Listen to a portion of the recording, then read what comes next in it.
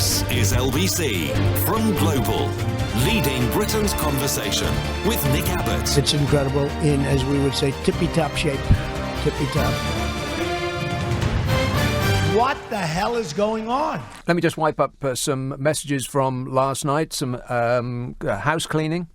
Sunita says, Pandora's box has been opened, Nick. We'll never stop hearing about Brexit for the rest of our lives. Oh, no. Oh, don't say that, Sunita. I can't stand it. James says, something, you lost, get over it. which is a précis of pretty much every other call I've had for the last 3 years. Sheila in Wiltshire says, did you buy a Steve Allen towel today? Tea towel. All sold out now. Are they? Is that true? Are they all sold out now? They sold out within an hour, I think. Wow. Led Zeppelin wouldn't sell out that quick. You're a phenomenon, Steve. Pam says the stray cat strut was excellent. I've got no idea what that means. I mean, that was, the stray cats, obviously. You know, the stray cats. Oh, we were talking about teddy boys, that's right. The stray cat strut was excellent. Correctamundo, Pam. This says, where is the MP Marc Francois? It was Marc Francois, isn't it? Where is the MP Marc Francois during all this drama? Not heard or seen him for a while. Thanks. Now, I don't know whether that means thank goodness that we haven't heard or seen from him for a while. I'll just assume that it does. He was in the army, you know. He wasn't trained not to be seen or heard from. Molly says, give the leavers a blue passport and fish and chips wrapped in a newspaper with a headline saying that we've left, and then maybe the rest of us can get on with our lives in peace. I'm sure most of them just want to win something for once in their lives. Don't stir, Molly. Darren tweets, did you know that Anne Widdecombe was in Maidstone, giving a rousing speech for the Brexit Party? I can only imagine what she said and how she sounded. Like he's operating me with a remote control, like I'm just going to burst into Anne Widdecombe all of a sudden, for his benefit. Like that. Which I'm absolutely not going to do. Ruben says, did you manage to find out if that was Chris Moyles prank calling you a couple of weeks back? He says, I'm pretty sure it was him. Also, that caller on Uncle Nige. What a legend. I don't know if it was Chris Moyles or not. I initially thought it was, and then I heard it back, and I thought, well, maybe Chris Moyles would have been funnier. Maybe he was having an off night. Maybe it was him. I just don't know. And as for that Nigel Farage call, are you talking about this one? I'm immensely grateful to you for everything you've done in British politics over the last few years. I used to be an ardent Remainer. I voted Remain. I believed in the European project. Mm-hmm. I believed that staying in the European Union was the best thing for us. And then something happened, and something monumental happened. It completely changed my opinion on the whole situation. What was that monumental thing, Mark? I was kicked in the head by a horse. Right, very good. Okay, fine. Thank you. No, thank you. Thank you. Appreciate it. I may play that every single day. Chris played a bit on his show. What does that mean? He played the caller that you thought was him on his Radio X show. Is that right? And claimed it wasn't him. Oh, right, okay. But the fact that he played it made me suspicious. Very suspicious. Nothing to do with me, Governor. It was like that when I got here. Guilty. And this says, has anyone noticed that Dominic Cummings looks like an evil praying mantis? Yes. It's exactly what he looks like. He's the leader of this country, you know. Now we've got our democracy back. Here's a suspiciously keen caller in where? Where? Scott? Yeah, hi Nick, how you doing? Good evening. Are you calling me from a bucket or a well? Hey Scott, it puts the lotion in the basket. Or it gets the hose again. A hose? You've lost me. If only I had. Oh, are we on speakerphone? Sorry, shall I turn that off? Oh, my God. Oh, there you go. How's that? Better. Sorry about that. Go ahead. Bad enough hearing my voice once, let alone twice. Yeah, you can say that again. Do you ever get nervous? Because I've been on the radio loads of times, but I still get nervous before I come on. I suppose that's a natural reaction, but I don't know. It shouldn't do really. Should I? No, I get nervous when I'm not on the radio. Yeah, because you don't get. No, that's true. The mortgage has to be paid. Yeah, I sit at home staring at the phone. No one calls. Yeah, I know that feeling actually. Yeah, I know that feeling. After going on dating sites, yeah. Did you ever look at the phone and think, maybe it's been disconnected, or maybe I've left the phone upstairs off the hook? I'll just pick it up and check, because there has to be some reason why no one's calling me. Yeah, well, I always thought my post was getting intercepted to ever get a Christmas card, or a birthday card. Right. Oh, your birthday. Anyway. Yeah. Yes. Nothing. Not a thing, Anyway. Never mind. Yeah. The most important thing is... Stop whining. Yeah, go ahead. Yeah, there's always someone worse off than yourself. Yeah, Greta, the young Swedish lady. Greta Thunberg, yeah. Yeah, or Greta Thunberg. It's probably not how you pronounce it, but that's what it looks like to me. Greta Thunberg, perhaps. Anyway, her. I think her the way it was delivered sort of grated some people, slightly melodramatic and whatnot. Were you talking about her speech? Yeah, her speech in the United Nations, I think, isn't it? But I think fundamentally, she's correct. Actually, that the world is not in the state it was 30 or 40 years ago. Whatever reason, you've only got to walk out of your front door, and my local town, for instance, I was born and brought up in Harlow in Essex. I mean, it never used to be homeless people, and you see them all around the town centre now. Homeless people? Yeah. What's that got to do with global climate change? Well, it's I think it's all... to think it's not all linked really is folly, because it's like a decline in society that we're seeing. And I think it's a lack of care, not only for our fellow humans, but also, putting money first, material goods first. And I think that's what she was trying to say. She was trying to put it across. Well, that sounds like two different... I agree with you, but it's two different arguments. I don't think that's got anything to do with climate change. That's just the general nastiness and selfishness of people, isn't it? Particularly the people that have got a lot, who seem to want to cling on to it the most. Yeah, I think it's, in a way, if I may say, in my opinion, I think it's linked to the pursuit of money, and that goes for big business as well. I mean, America, is it the Kyoto Agreement? They wouldn't adhere to that. With the emissions and whatnot. And a small little country like us is trying all we can to get electric vehicles off the ground. Really? Well, I think it's palatable, isn't it, to say that we are. But it's nice to think that we're doing the right thing, but are we actually doing the right thing? Not really. Well, it's difficult. It's money, isn't it? Again, everybody would like an electric car. Everybody would like a ground floor place where you can charge it up. But the reality is, some of us have got a £950 pop, and we can't afford to change it. Pop. Yeah, well, I can't say a car's name, can I? Because it's not 900. Your car's worth £950. Wow, you could get 950 of my cars for that. My car doesn't even belong to me. It's on HP. If I'm oh, really? Well, my car doesn't even exist.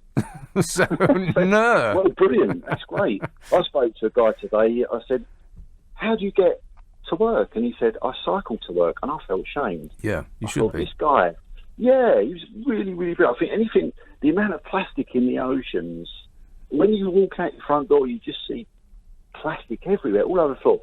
And I've I bet you can't reach out and touch right now in a single surface or any product that has not got plastic in it. I bet it's impossible for you to do right now. Nothing. Everything's got. I've just thrown plastic in the bin. It's everywhere. Yeah, and the bin is made of plastic. It is made of plastic. It's like you've got eyes in my kitchen, Nick. Actually, when I was and now you mention it. if only you'd put something on before you made this call, that would have been so much nicer. Oh no, you can see in my kitchen. Anyway, cheer up, Scott. It might never have. Oh no, that's right. It already has. It already has. All yeah. Right. Okay. Chin up. Thanks a lot, mate. 0345 6060 973. Alex says that's the problem. Greta, a 16-year-old, does believe the climate will spiral out of control in 12 years if we don't reduce carbon emissions, and millions of children believe her. Now, it's very hard to tell the tone of something that's just written down. So I presume you are a skeptic. And by which I mean one of those people that just says fake news to anything they don't like the sound of. Boy, I looked at the story about Greta on the Daily Mail website and many other websites as well. And I looked down to the comment section. I always like to do that, take a little dip. It's like taking your shoes and socks off and just putting your toes in the pool of furious crimson ire that a lot of people seem to live in. The furious crimson pond people. Oh boy, are they furious with this girl.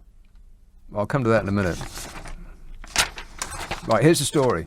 Oh no, I've just run out of time. Oh well, never mind. It just ticks right along, don't it?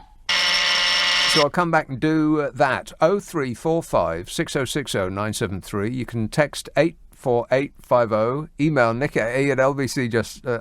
I'm sorry. As I'm spouting all that, I'm reading one message that's coming about the Nigel Farage call. I'll tell you that in a second. So whatever I just said, and if you're on Twitter, it's at LBC. This is LBC. Is LBC with Nick Abbott. Call 0345 6060 973. Tweet at LBC. Text 84850. Hang about, Nick. Listen. Now, what I'm trying to say to you is this, Nick, right? Tony says that call to Farage was a beautiful and perfect call. It was beautiful. It was perfect. It was the best call ever. I give it a 10. He actually said that. Did you see that? Doing as one of his demented press question sessions while the helicopter blades were churning up the sound in the background. Why does he do that?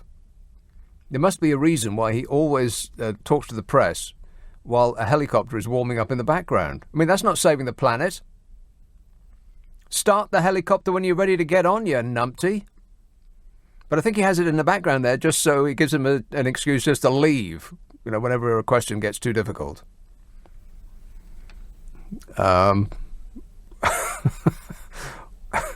It prevents him from saying... Quiet, quiet, quiet. A lot. What was I saying? What was I just talking about? Oh, yeah, the beautiful call. Yes, he said, that was the best call. I gave it a 10. Yes. He is completely out of his mind. How did he become president? I love the poorly educated. Yeah, probably that. Where's that message that I was just reading? Which one? The one that I was just reading. Oh, it may have moved. You just moved? What, like on its own? Put it back. I don't know. It's gone now. Never mind. We'll never get to the end of it. Shame. It was the best call ever. 0345 6060 973. Squid says, I'll have you know, Marc Francois was in the SAS, Saturday and Sunday. Also known as the Territorial Army. Yeah. Yeah, he was a weekend warrior. And Garrett in Hartlepool says it wasn't Chris Morse. He discussed it the other morning on his show. Discussed it, did he? Yeah, I wondered about that. I thought that if it had been Chris Morse, it would have been funnier. Weybridge. Hello, Jennifer. Hello. Jennifer.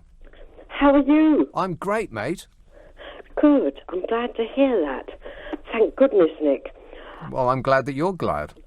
Oh, I'm wonderful. And I didn't there's ask. a special place in heaven for you, Nick. Really? A Yes. place in heaven? Yes. I can't wait. I've called you. That's Yes. wonderful, isn't it? Well, now, the thing is, Nick, what about I wonderful? need your help. Yes. What are the plans for the bridge between Northern Ireland and Scotland? Have we any idea? Because they could solve a lot of the outstanding problems. No, they couldn't. They couldn't solve any problems. What is it with Boris and bridges? I think No, it just hang begins on. with a B. Yes, but if there was a bridge between Scotland and Northern Ireland, Yes. okay, all the customs checks, all the other checks, whatever, could be at those two ends. Yeah. And all other transport between England, Great Britain, and Ireland, Yeah. apart from this bridge. It wouldn't make any difference. Well, why? Because there would still be a border between North and South of Ireland. Arr, arr, arr. Yes, but we'd be treating Ireland as a special case, which I think is quite important. Not a lot of people have realised that it is a special case. It is a very special case, yes. And it could solve all these problems. Wouldn't solve a single thing.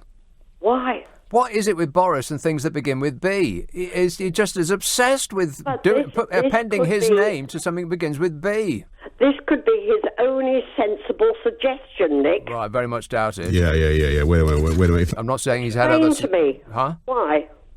Well, Why not? It wouldn't solve the problem. Whether it comes over by bridge or by boat, it's still got to pass the border between the north and the south. Yes, but it must go through Scotland and Northern Ireland. Yeah. Ban everything else. Okay? If you say so, Jennifer. Realise that? No, because it's not true. That's why nobody's realised it. That's a bit of a problem. It is, yeah, that is an issue with that whole bridge scenario, yeah. Yes, I just wondered where his plans had got, because he did suggest it. Did he? Yeah, well, he suggests plenty of things, most of which should be ignored at the moment that he says them. But I thought this particular one might hold a bit of water traction. Okay, leave it with me, Jennifer, and I'll run it up the flagpole. Yeah, you, okay, Nick? all right, I'll do just that. Thanks a lot, Jennifer. Completely incorrect in every respect. I think he's betraying a quite stupefying ignorance. She. The Conservative Party conference is going to go ahead as planned. Isn't that exciting? No. I think that their slogan is going to be, "We just want Brexit." Oh, damn it! I've said the B word. Damn it! Let's have who's been waiting the longest? Harrow, Dave. Hi, Nick. How you doing? Good, thanks. I was just thinking about bridges. Boris building bridges. Yeah. No, he's not good at that, is he? More ways than one. Anyway, I was just thinking about that last guy that he had on, who was saying that we're doing all we can, apparently, to stave off, to mitigate the adverse effect of climate change. Yeah, sure we are. Yeah, I mean, that's just what planet is this guy on?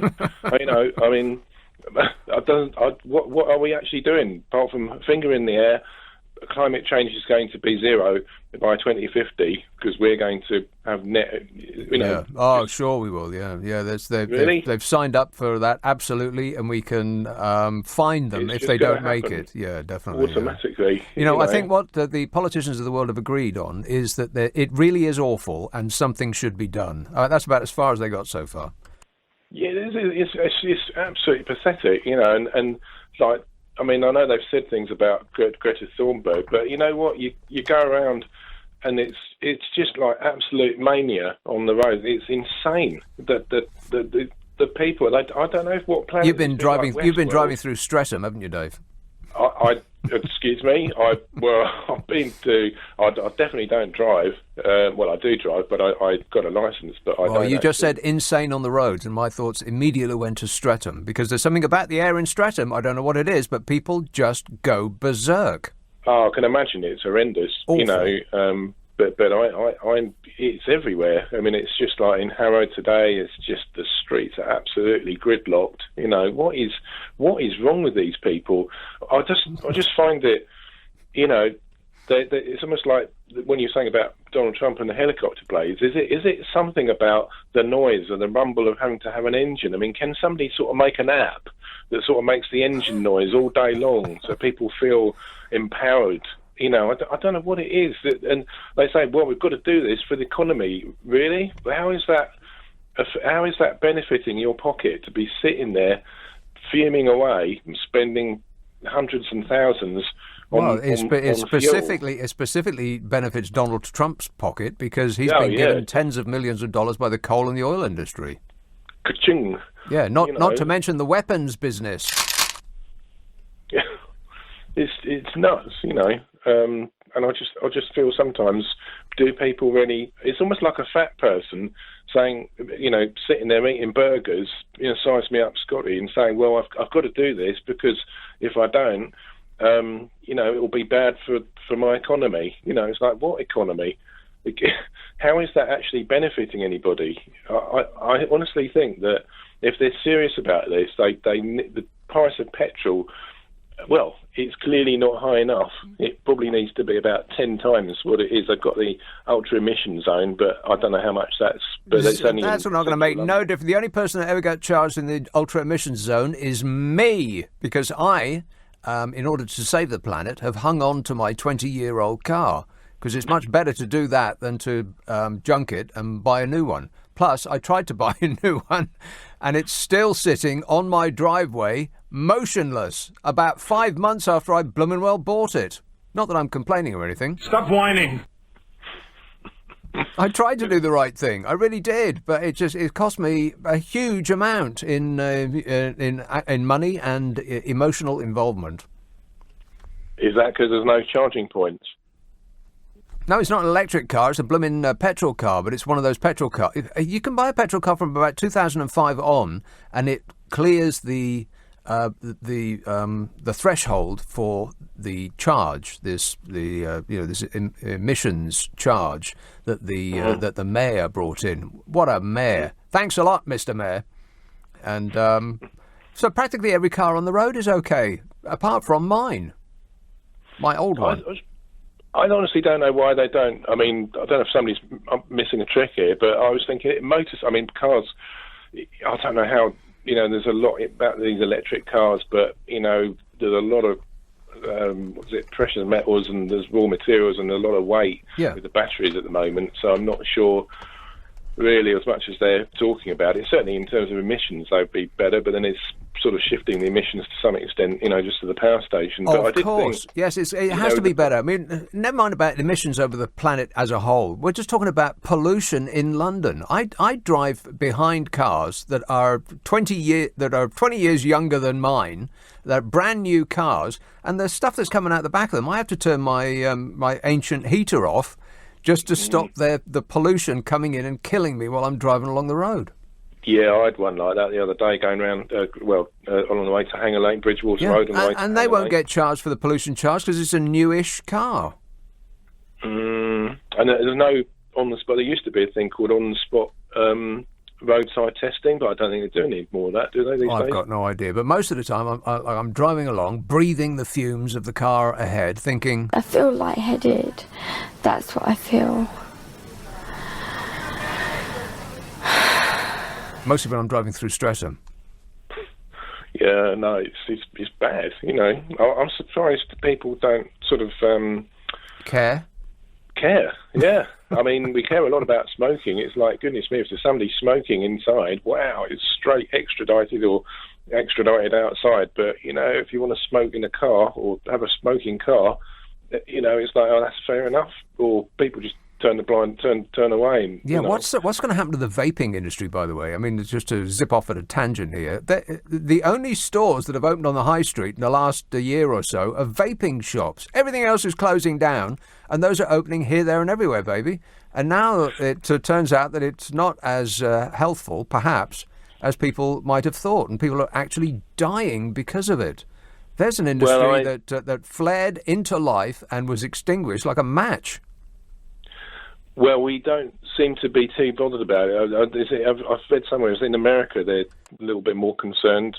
There's been some studies or something that's showing that, which is kind of no surprise really. When I see those things, it's like the clouds that people produce. It didn't look very healthy. Yeah, puffing, sort of, aircon towers or something. Yeah, exactly. Almost. Yeah. But at the moment they're sort of overheard. I don't think anything particularly adverse as well. The only thing I did hear once was that they said, was it now, if people have got asthma, they said they were more... Yeah, no kidding, really, wow. Yeah, is that a scientific fact? Huh, thanks for passing that along. Seriously, people, if you're creating as much smoke as a cooling tower in a power station, then maybe you should think about stopping. It's just a suggestion. All right, thanks a lot, Dave. 0345 6060 973. Friday and Saturday night at 10. Nick Abbot, LBC. Hang on a minute. Oh, there it is. It's just past 10:30 on LBC. The news headlines with Andy Ivey. This This is LBC with Nick Abbott. Call 0345 6060 973. Tweet at LBC. Text 84850. Right, so what are we doing? Kath in North Wales says, hey, do you think that Bojo needs any more technology lessons? This is from the Financial Times. There's been a lot of sniggering this week about Boris Johnson and his friendship with a young American named Jennifer Arcuri. When he was Mayor of London, Mr Johnson was a frequent visitor to Miss Arcuri's flat. Meanwhile, the ex-model's cybersecurity business was awarded £126,000 in public funding. The two initially remained tight-lipped, denying any wrongdoing. Then a friend of Ms Arcuri explained that the reason for the mayor's visits to her flat was to understand technology. Fine, says the Financial Times. Snigger if you want. OK. Why not? It further says this message, on Wednesday in Parliament, Geoffrey Cox reminded me a lot of your callers. He started out quite sane and reasonable and polite, but within a few minutes he was ranting and raving, apocalyptic with anger and at the top of his voice. Abacus says, how dare you insult the reserve forces in this country? You are bang out of order. I wasn't insulting the reserve forces in this country. I was specifically taking a mick out of Marc Francois, who does not represent them as a whole. Mick says, emergency action is needed to stop climate change. Let's glue Let's glue ourselves to something immediately. It doesn't seem like the wisest thing to do to me. I mean, the last thing that I heard was they were gluing themselves to the road. How do you even do that? Mick says, I've glued my sandals socks to my feet. My sandals socks. Is that a thing? Or does he mean the socks that he uses specifically for his sandals? Is there a thing called a sandals sock? I bet my glamorous assistant knows. He's a dedicated follower of fashion. I've just seen there is. What? Let me put a picture on your screen. I must see a picture of a sandal sock straight away, if not sooner. Waiting. Wait.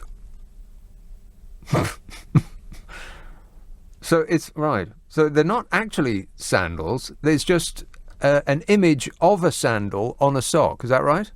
Yeah, it looks like it, doesn't it? Right. Huh. That can't possibly be a thing. Well, we'll find out, I suppose. It's educational, this programme, isn't it? No. Hull, Aslan. Hello. Yes, sir. Is your name really Aslan? Yeah, because it's. I know people talk about lion, witch, and the wardrobe a lot. It's actually Turkish for lion. I'm not actually Turkish myself. It's just that my parents are religious and they named me a Muslim name, essentially. Okay. Yeah, that's it. That's all it is. Anyway, I'm a bit nervous just because it's the first time I've actually properly called in. You're nervous? Think how I feel. Yeah. Do you generally get nervous on air? Always. I'm petrified. Always. Yeah. Anyway, since you mentioned it, I wanted to refer to the vaping ban I think that's happening in the US at least. Or they're trying to ban flavored vapes. Yeah. What do you think of that? Yeah. Well, I mean, if people are dying, they should get it off the shelves straight away. Isn't it the case that they don't know what's in them? Yeah, I mean, they don't know the effects fully, of course, because it's. I thought it was that they didn't know what the flavouring was in those things. That there's a lack of regulation. Is that true or not? Well, why am I asking you? Why would you know? It probably is. I mean, it's a new technology, etc. So, the regulation's not going to be there yet. Well, you'd think it would be there before they were allowed to sell them. It's America, I suppose. Well, yeah, there was an article that I tweeted. I retweeted it from the Mail today about some nutritionist in America who was comparing products that are superficially the same here and in the States until you look at the ingredients list. And the stuff that Americans are eating that we don't eat here is frightening, particularly as we're about to crawl across the carpet and ask for a huge trade deal from Jaffa the Gut. Oh, yeah, I totally agree. I mean, there's some stuff in some of the same products that they and we eat that we would consider carcinogenic, at least. Yeah. While we're still in the EU, yeah. Perilous to life. Yeah. Anyway, I was actually going to say that. Like a deep-fried hot dog on a stick, for instance. They actually have that. A deep-fried hot dog with cheese inside on a stick. They actually have that. Yeah, it's awful. Anyway, I was going to say, actually, I think that the whole commotion around it is quite exaggerated, really. The whole commotion about what? Vaping-related death in the US, yeah. Well, I don't know. I mean, a death is quite serious, isn't it? Yeah, a single death, of course, but if you... Yeah, I mean, but I read it. It's not been a single death. It's been a large number of deaths. It's like at least 6 the last time. All right, 13. That's more than twice as bad as I thought. But these aren't people like the people who smoke cigarettes who die of lung cancer in their 50s and 60s. It's not like that. Yeah. These were young people. Yeah. I mean, the UK is a very different position on it, and that is that essentially that banning these flavoured vapes would actually do much more harm than good. I'm not sure that is our position, is it? I don't think there's been... I mean, Public Health England recently said that they wouldn't do it simply because it would probably get people back onto smoking. So. Well, they may have said that before these cases came to light. I suspect that was the case, because this is very new. This is a new phenomenon now. Yeah, yeah. I mean, it is pretty alarming. Yeah. Maybe just don't have the flavoured ones, or, I don't know, wait, consult a medical professional before making your next move. Don't listen to me, because I've got no idea what I'm talking about on this or any other issue. And I hope that's been helpful. I don't want to take up too much of your time. Too late. And actually, okay, too late. Go on. Well, I was going to ask what you think of, let's say, the climate protest as a whole, internationally. What do I think of it? Yeah, what do you think of it as a whole? Do you think it's a positive thing? Of course it is. How could it not be? I mean, I think the message, in essence, is positive. It's just that I don't like being lectured to by a 16-year-old. I'm only 20, so that's not a problem, really. But no, I mean, I think there's an air of negativity around it. What, the end of the planet? An air of negativity about the end of life as we know it? Not that specifically, but I take issue with blaming, I don't know, a specific generation of people for the mess, because I don't think that it can be blamed. I think it should be blamed on, the government, obviously, because individuals can only do so much to mitigate their impact. Well, it depends on if individuals act in concert with each other. You know, I've been saying this for a long time. People don't think that they have any power. That what can we do to any major issue that's facing mankind? And and the answer is we have all of the power. All we have to do is use it in concert with other people. You're completely correct. I totally agree with you. But the thing is, as you said, a lot of people, most people actually, I would say, just don't think they have the power to do anything. No. Don't think they have the power to make any impact. And then a relatively recent invention came along that gave us the power to do just that, to do anything that we like. If we can think it up, we can do it because of a recent invention. Have you seen the internet? Yeah, I knew you were going to say that. Yes, of course. Yeah. But no, I mean, the government often has to tell people they have to do this, and that. For them to do this, well, that is true. It would help, but we can't wait for the government to do anything because the government aren't doing anything. Not enough, of course. Other than telling us that it really is awful and something should be done. So, so how did this go, by the way? I mean, you were nervous at the start. You still nervous? Oh, no, I'm there you doing go. pretty well. Relaxed. Fine, yeah. Okay, glad to hear it. Thanks a lot, Aslan. 0345 6060 973. Yeah, I've said this a lot. I'll bore you with it again. We have all of the power in the world at our fingertips. All we've got to do is agree on something and get it done. And like one of those pussycat or puppy dog videos that to go all around the world, you know, some dog does something cute, or a cat, you put a pair of glasses on a cat and it looks funny. And it would have been something that only the owner would have seen. 20 years ago. Now 100 million people can enjoy it. Just because, for some bizarre reason, it just catches fire and goes around the world, and everybody says, "Hey, have you seen this thing with the pussycat and the sunglasses?" Hilarious. Nobody knows what the equation is for something like that to flash around the world and go global, go viral. And equally, one day, some company is going to step over the line. I mean, we put up with so much. We put up with money being drained out of our economy so that we can't buy bullets for our army, and we can't buy tasers for the police, and we can't actually buy police or nurses or doctors, and we can't build hospitals and all of the rest of that stuff that we rely on, because all of the money is being drained out of the country to sit on a computer screen on a Bahamian island somewhere, some desolate tax haven, where billionaires secrete their wealth. It used to go around and around. When there were shops on the high street, people used to get paid a decent living, and they used to work a decent job, actually facing people, meeting people all the time. And now people work in some hellhole warehouse in the middle of nowhere. It's the size of 5 football pitches, and they're worked to death to the point that they have to pee in a bottle because the toilet's so far away they can't make it there and back without getting sacked. And we know that this is happening, and we continue to use those companies because they save us 10 pence on something that we don't need, which we're buying with money we haven't got. The whole world's gone insane. And one day, a company like that, or some other, is going to step over the line, and people are going to think, you know what? No. And they're going to say that on their Twitter feed.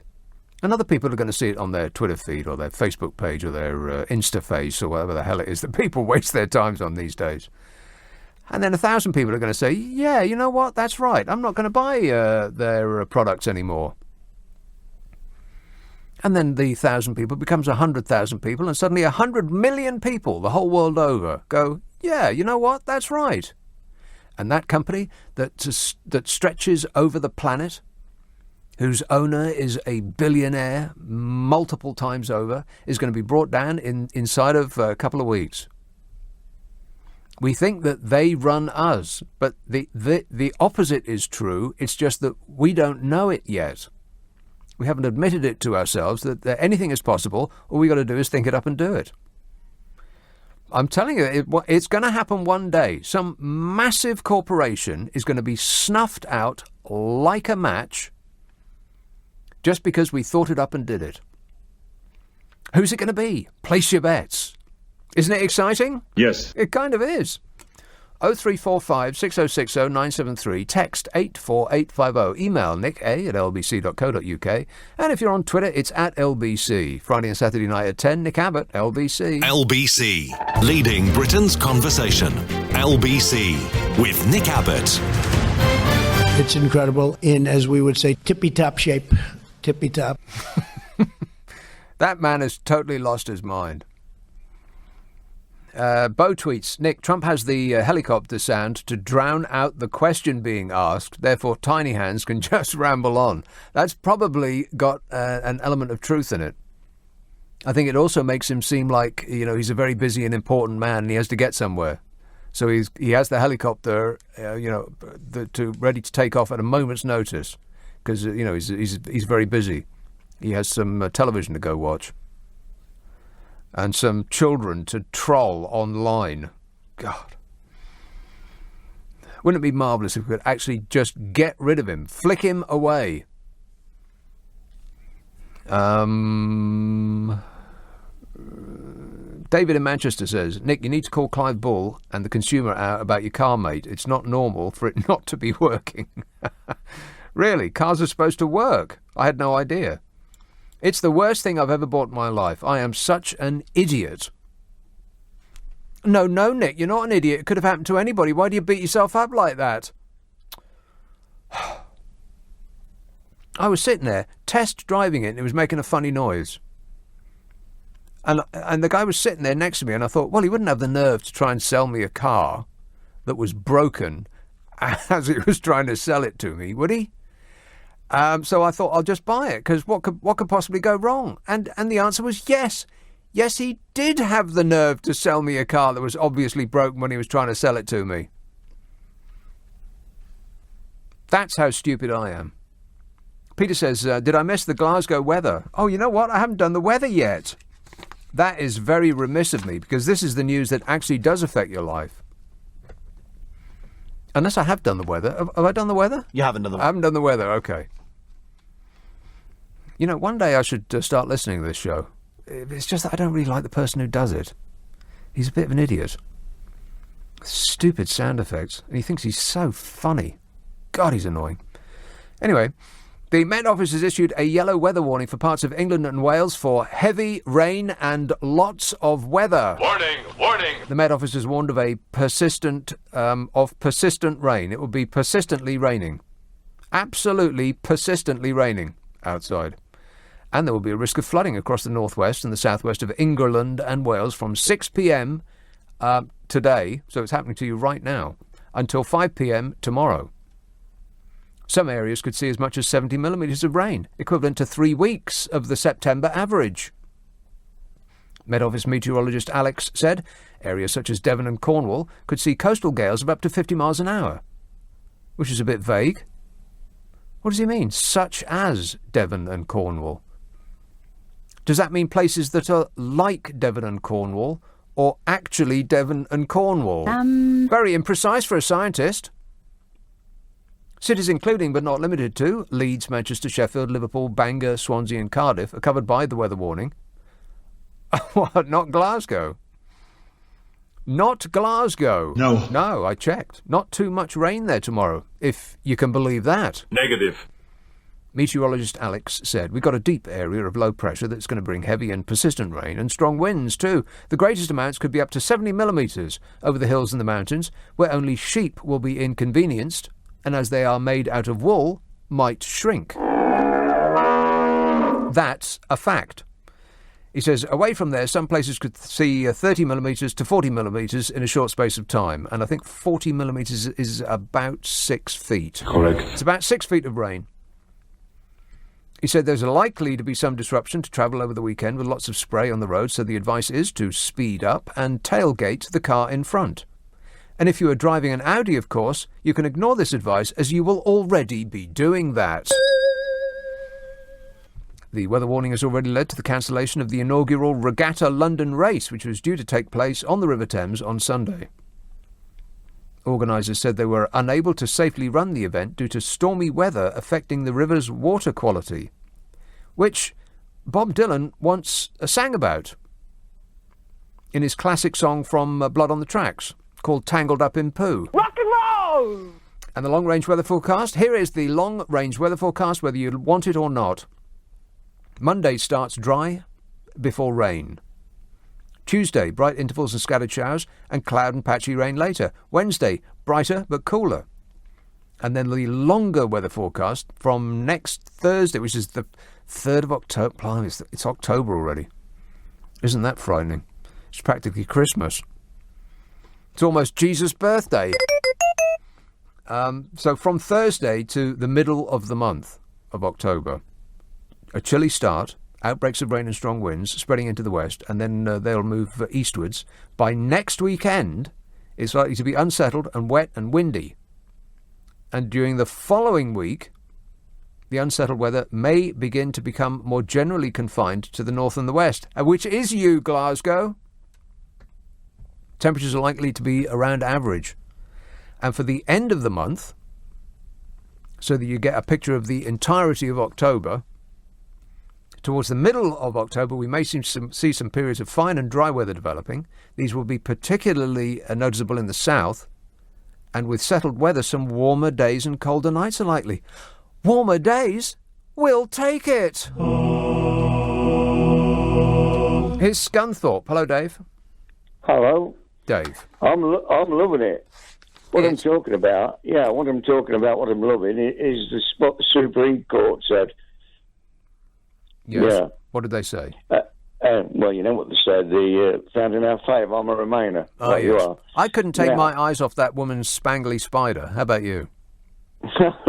Well, yeah, that was on a thing, wasn't it? Well, anyway, what I was saying is, what the $64,000 question is, how many people was aware of this Irish backstop problem before the vote in that referendum in 2016? Zero. Is the answer zero? Exactly. Do you know what? I've asked the same question to people. Yeah. I've asked the same question to people who want to leave, and they say the same. I said, exactly, that's my point. So therefore, how could they know what they're voting for? They didn't, did they? Now, if that 51.9% who wanted to leave was asked that question just before they voted, I'm pretty sure half of them would have said, we better remain then. Because they don't want the Irish to start the bombing again, do they? No, they wouldn't. They would have said, what are you talking about, mate? What's a backstop? No. Well, a lot of people asked me what the backstop was. Yeah. And if I'll tell you what when they say we voted to leave, no, we didn't, because I'm part of we, 51.9% did. Not me, we's 100%, didn't it? Yeah, we. So arrogant. Like they say in France. Okay, talking of arrogant, yeah. Okay, good point. Well made. Thanks a lot, Dave. Fortunately, we've run out of time. You know, I think he mentioned the B word. Damn it! Almost got through the hour without mentioning the B word. God. Oh well, better luck next hour, eh? 0345 6060 973. Text 84850. Email nick@lbc.co.uk. And if you're on Twitter, it's @LBC. Well, this message just come in. Don't be harsh on yourself, Nick. You're not a complete idiot. Well, what does that mean? I'm considering being offended.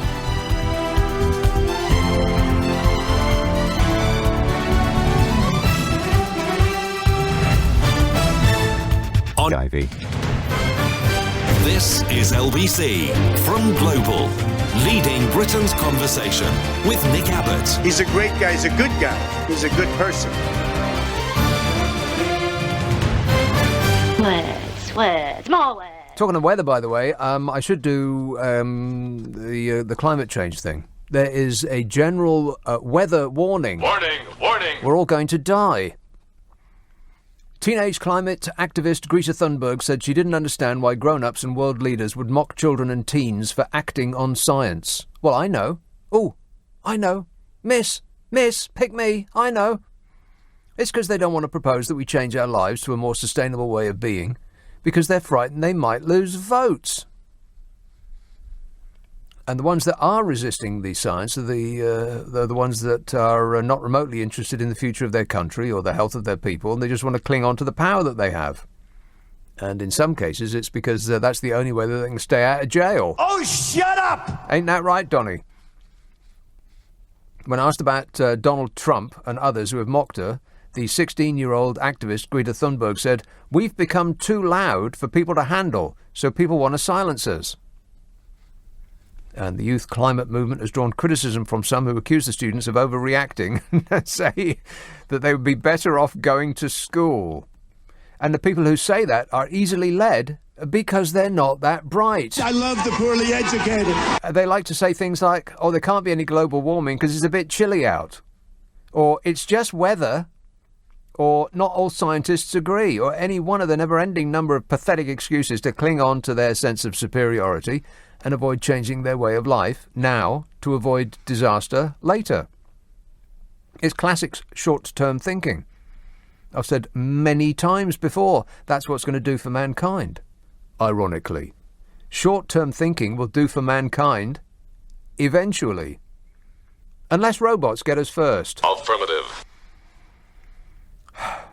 And last week, Jaffa the Gut tweeted, she seems like a very happy young girl looking forward to a bright and wonderful future. So nice to see.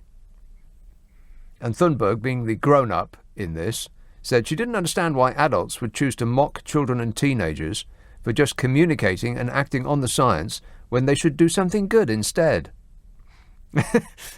I mean, how old is Donald Trump? He's about, 150 years old? And he just got taken to the cleaners by a 16-year-old.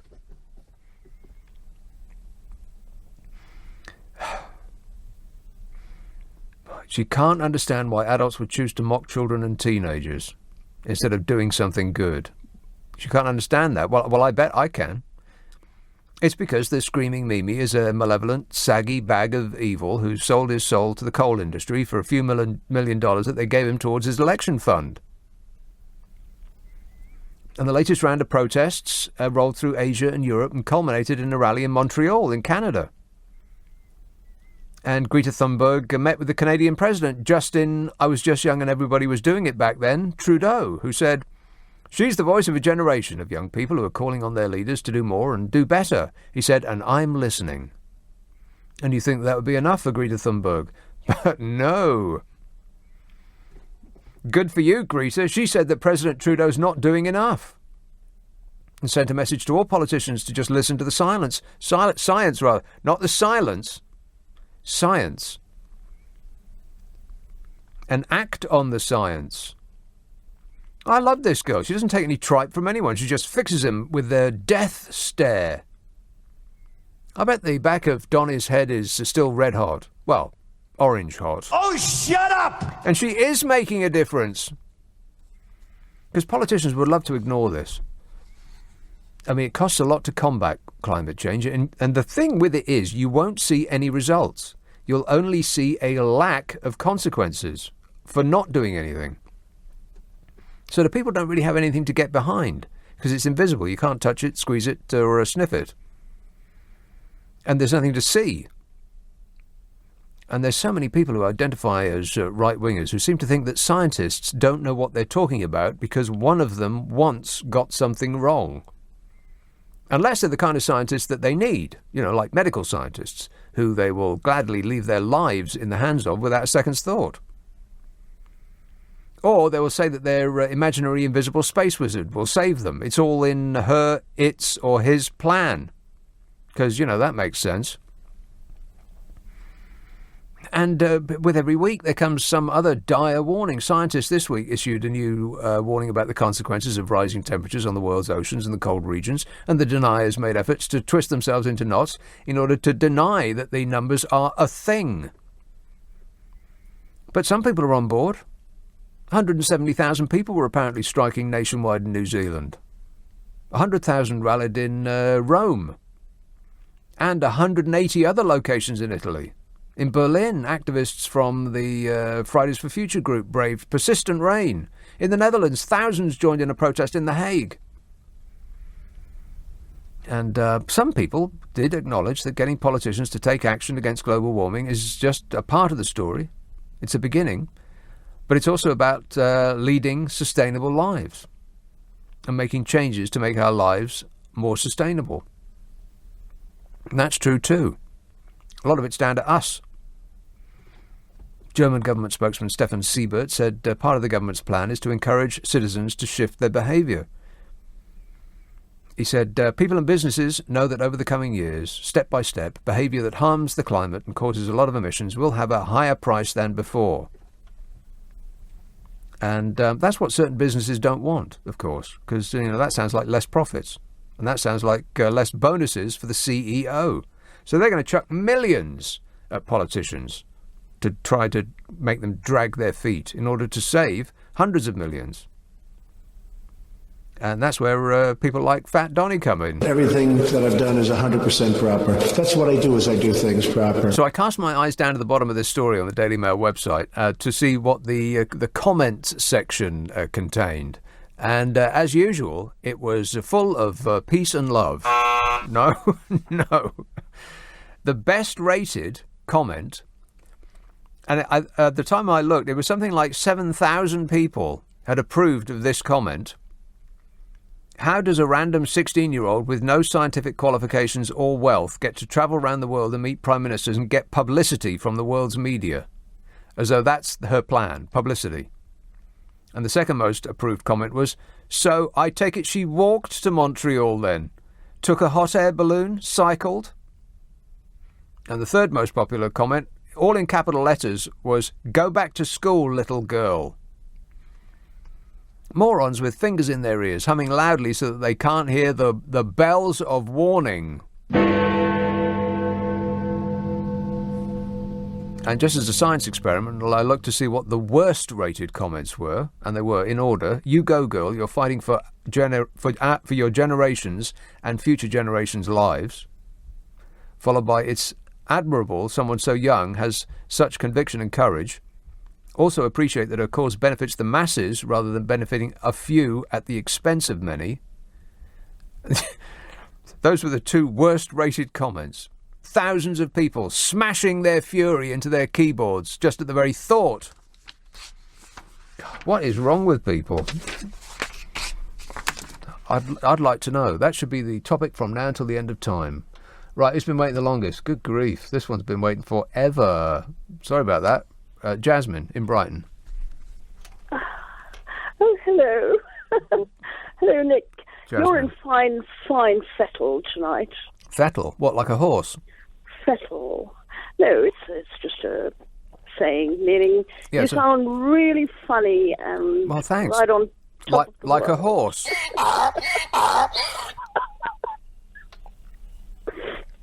So, what's up, Anyway, Jasmine? Yes, well, I'm a little tired because I've been building my handcart all day. Yeah. And after you told me the weather forecast, looks like I'm going to have to put some sellotape under it because and Because then you won't get to hell in that condition. Is that what you mean? Yes, well, you know, we're all going to hell in a handcart, aren't we? Yeah. That's it. Anyway, and while I was looking up instructions for building a handcart, I thought I would Google Dominic Cummings Yeah. and look him up because everyone's talking about this chap, whose only friend that BJ has got left, I think. Now his family won't speak to him. And I felt rather sorry for the Prime Minister. You did? Yes, for about half a second. Right. Okay, that's a half a second too long. He'll be just fine. Don't worry about Boris. Okay. He'll come back bouncing like a rubber ball. Get Bobby V on the phone and he'll be able to explain it to us. And what I discovered about Mr. Cummings is that he spent 3 years in Russia and speaks Russian. Does he? Well, that's what it said.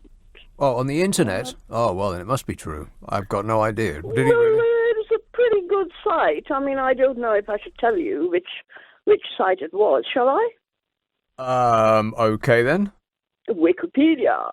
Oh, right. Well, Wikipedia. Warning! Yeah, ain't necessarily so. Well, The last time I looked up myself, every now and again, about once or twice a year, I look up myself. Disgusting. On the internet. And the last time I looked, I found that apparently I've got a tail. You know, like a dog. I actually have a tail, a prehensile tail. That's actually a fact because I read it on Wikipedia. I don't think so. I think you're just joking there, aren't you? No, it was actually in black and white on my computer screen. I have a tail. It's true. Well, someone must have been pulling your tail. Maybe, yeah. It's worse than that, Jasmine. That wasn't my tail. Anyway, I've got to go. Cheers for that. 0345 6060 973. Oh, you know what? I didn't mention this yesterday, or in fact, so far today, which is remiss of me, but I've got a podcast out. There's many episodes up there. If you like this show, then you'll love it because it is concentrated amusement with all the faff taken out. It's a half an hour. It comes out every Monday at noon, and I think you'll love it. It's called the Nick Abbott Habit. If you download our app called Global Player from your favourite app store, then in amongst all the radio stations that we do and all the other podcasts that are on there, you'll find mine. It's called the Nick Abbott Habit. If you go to the podcast section and do a search on my name, 2 things will come up. One is the whole show, which will take you about 2.5 hours to listen to, so that's quite a long time. It's an investment of your time. But if you've got a half an hour, you know, you're on a train or, however it is you get to work or just mooching about the place and you wish to be amused, then it might be right up your alley. Stick it up your device and thank me later. No, wait. I've changed my mind. You can thank me now. Thank you. Ask for it by name on an internet near you, the Nick Abbott Habit. This is LBC. Get the ink. Abbott on LBC. Call 0345 6060 973. I really like you. Do you like me? Yeah, sure, whatever. Edward says Nick Abbott believes that the world will come to an end in 12 years because a 16-year-old told him so. Greta also says that her mass extinctions have already begun. All you'll see is millions of crying children. Oh, the wonderful world of the extreme far left. Says Edward. Edward, I don't mean this to be unkind or insulting, but you're an idiot. They did a study in Germany called the Krefeld study. It took place over 27 years, and they found, and you can, I've mentioned this phenomenon before. You can do your own study quite easily, and they found that over 27 years in this particular area, there was a 75% decline in flying insect biomass, and the reason, the way that you can do your own study is look at the front of your car. If any of you were alive in the 1970s, then you will have had the experience of trying to chip dead insects off the front of your car. It didn't really matter how long your journey was, but certainly if it was 100 miles long and you were driving, up and down motorways and so on, you'd have millions of dead insects. Well, that's perhaps an exaggeration, but just loads of them splattered all over the front of your car. Now you can travel the length of the country and not hit one single one. A 75% reduction in flying insects. And you know what we get from insects? Food. As in, they pollinate. Without pollinating insects, we ain't got no food no more. Like practically all the stuff that we like to eat is dependent on pollinating insects. And when they go, so we go too. So tell me again about there's no such thing as a mass extinction and everything's fine, Edward, because I'm really keen to know your opinion. Finchley, hello, Steve. Hello, Nick. About 3/4 of an hour ago, you mentioned Jesus' birthday's around the corner. Can you tell me what date he was born, please? Yes, certainly. Thursday. Don't be stupid. I will. Don't be sarcastic. You said Jesus' birthday's around the corner. Yes. So what would you be sarcastic for? I've asked you a straightforward question. Right. And you said Jesus' birthday is around the corner. Yes, it is. So you can do all that noise and all that. Thanks. I'm asking you nicely. What day was Jesus born? This is you asking me nicely, is it? Yeah. Right. You must be popular. It's the 25th of December. That's the date. Wrong. That's the date that we celebrate it. That's correct. That's not the date Jesus was born. Oh, really? Okay. Well, thanks a lot, mate. No, not. See, you're easy getting rid of, right? You should listen to someone, right? Yeah, I'll listen to someone, Steve. Just not you. Anybody but you, if that's okay. Thank you. God. I mean, I think that we can agree that I was right to dump that call. Yeah, at that moment. Well, I should have dumped it a little bit before. Just like the first syllable that fell out of his mouth. Jay says, I fully support Greta Thunberg. What I do not like are self-righteous teenagers who tell me I'm living wrong whilst they surround her with their latest smartphones pointing at her. Manufacturing one new smartphone does as much CO2 damage as charging and operating a smartphone for 10 years. They are ignorant hypocrites, says Jay. It's another one of these people that because you are saying that that something should be done, but you don't live in a yurt up a Welsh hillside, then we must ignore everything you say, which is the same as saying no journey should be undertaken if you don't get to where you're going at the first step. Oh, what, it's going to be 1,000 steps? Oh, well, forget it. What's this? Ralph says, funny, this is all in capital letters, like he's shouting at me. Funny how you insult Francois, who actually fought for his country. Fraught? What have you done for the army? Territorial or not, at least he got off his backside, says Ralph. He fought for the country. He fought for the country. So what? What's that got? What difference does that make? Whether he actually was under enemy fire or not? What? So that insulates somebody from criticism. God, everyone is so extreme these days. It's like the entire country is. It's like the sort of image you get is of somebody like chained down to the floor because they're so apoplectically furious, clenched fists screaming at everybody. This country needs to take a chill pill. Groovy. Ronnie says, sorry to be pedantic and trivial, but Canada does not have a president. Justin is a PM and the Queen is the head of state there, says Ronnie. Ed says, how is it a 16-year-old is telling us to believe in science on climate change and the 70-year-old plus president of the United States is telling us that the climate change is a hoax invented by the Chinese? I'm trying to work out which one is the adult. I think we're doomed. Well, I'll tell you which one is the adult. It's the one who is not technically an adult yet. And climate scientists are congratulating her for getting her message through where they have been unable to do it. Because people like Donald Trump and his demented, drooling right-wing followers prefer to believe that because a scientist once said something that turned out to be incorrect, then we should never believe anything that they say on any subject ever. While stating, by the way, that the very same people will insist on the veracity of the Bible, for instance, despite the fact that it was written by persons unknown way after the fact. Oh, that is completely correct in every respect, but a scientist, good grief, they once got something wrong 30 years ago, so now we must disbelieve everything they say. This is from NBC's site. Environmental activist Greta Thunberg's searing address at the United Nations earned enthusiastic praise from climate researchers, with many saying that the 16-year-old has found ways to raise awareness of climate science, galvanise support and resonate with people in ways that they have struggled to for decades. I think she's just cut through all of the stonewalling by politicians who found it easy to do, because when people hear the word science, as with one voice we say, boring. Yeah, we're not remotely interested in a person in a white jacket telling us what to do.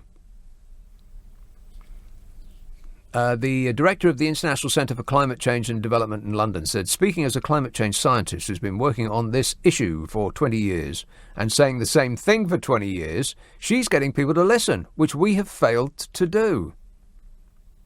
Because it is easy to dismiss scientists unless you actually want them to help you, and then you put your life in their hands. Sally Benson, co-director of the Institute for Energy at Stanford University, applauded Greta Thunberg's emotional remarks and her efforts to mobilise young people to demand action on climate change. She's been a catalytic leader, Benson said. We're seeing more grassroots actions. She's creating a movement where young people are pushing communities and cities and states and corporations and saying we're not going to wait. And that's absolutely what she's done.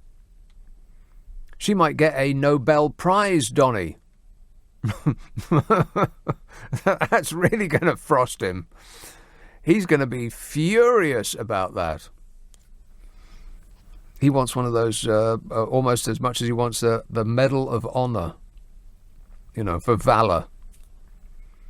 Thunberg's impassioned statement at the UN chided world leaders for not doing enough to address climate change and emphasised the urgency of the global situation, referring often to figures from a seminal report released by the Intergovernmental Panel on Climate Change in October of last year on the impact of 1.5 degrees Celsius of global warming. And you know what? That chart, it came and went, and people didn't really pay that much attention to it, because it was a piece of paper, well, many sheets of paper, mostly with numbers and charts on them. And so people just clouded over and stared out the window and thought of football, beer. But the summary of that goes like this. Global warming has serious implications for our health, environment and economy. Dangerous heat waves are increasing in severity and frequency, sea level rise is accelerating, extreme rainfalls on the rise in some areas, severe droughts are occurring in others. Collectively, these effects pose a threat to the entire planet, including you and your community and your family. I'll summarise the summary. 0345 6060 973. Good for her. the abuse that she gets from the typical average right-wing moron is just incredible. She's trying to do you a favour, idiots. And I mean that in the most respectful way. Too late to take a call right now, so just read some of these excellent messages. Colin in Birmingham says, you mentioned baby Jesus. I should probably get out more, but is it too early to ask when you'll do P on your 2019 A to Z? I want to be first in with prorogue.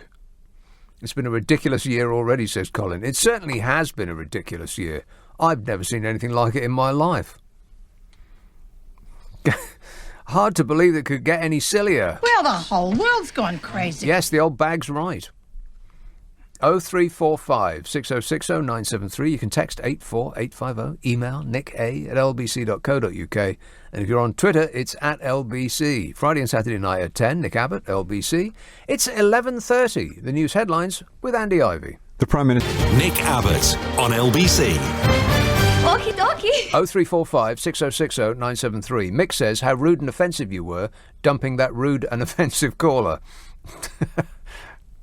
Sue in Bromley says, I drove from North Wales to London last week. Hey, North Wales? Whereabouts? Prestatyn?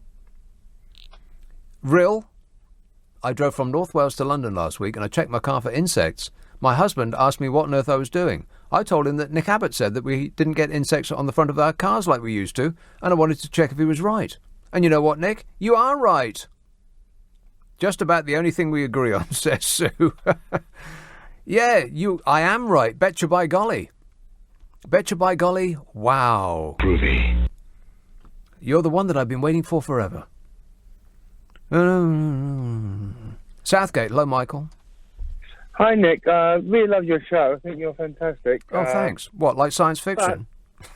Everything. No, I've got a bone to pick with you. Oh, no. I disagree on your synopsis on the global climate change. Yeah. On this. I had if you don't mind, have a quick chat about it, because I do agree there's change in the climate and there is a change happening. That I do agree with, and you've got to be stupid not to notice it. But the causes and the reasons for it is totally everyone's being blinded by science because and being hidden by the real facts. Right. But no one really wants to hear it. I want to hear it. Lay your facts on me, baby. Right. Well, basically, categorically, we've had multiple volcanic eruptions, and we're continuing having volcanic eruptions, which are causing the carbon gases in the atmosphere. They're causing far more harm than any cars are doing. Point 1 to point 2. Point 3. Back in 2005, we had a seismic event that shifted the Earth's rotation and the Earth's axis only by 0.2 degrees. That also has changed the climate around each country within itself. That has changed the way the air and the gases and the... Yes, all these things may be true, Michael, but it is also undeniable that we're having an effect. And if we can just prevent ourselves, if we can just stop our effect, then there's nothing we can do about exploding volcanoes. No, I know. But the point I'm going to bring in is, though, the biggest thing that needs to change is we need to go back to the old way of farming. Because all these GM crops and all these new organic ways of farming is what's killing the insects. Because you see, the insects were allowed to go in and fumigate the fruit and the vegetation, which fed the animals. We are now compiling on all the vegetation, whether it's organic or whether it's man-made chemicals. The point is we are changing the way the plants are grown. This is what's killing off the insects. Well, not organic, surely, because they use less insecticide than ordinary crops. But the point is... That's the whole point of organic, isn't it? Yeah, you're right, but the organic compounds they're using are killing off the insects as well. Well, all right, but wait a minute. The old way of farming was organic. Yeah, I know, but what I'm saying is we lost food, because of wastage, because the insects had infected it. What they've done is now with the GM crop version of the organic, where they're cooking, where they're fermenting the environment. But there is no GM crop version of organic. The two are opposites. Okay, I'm a geophysicist, yeah. Okay. I've studied volcanology and. I'm a brain geography. surgeon, so I win. No, not a brain surgeon. no. But what I'm saying is, I know how the Earth works to a degree. But I am very stupid. I'm not very bright. But the point I want to bring in, I just wish the real scientists would stop hammering the motor car, on this side of the point, and actually face the real facts and deal with it. But what are the real facts? Oh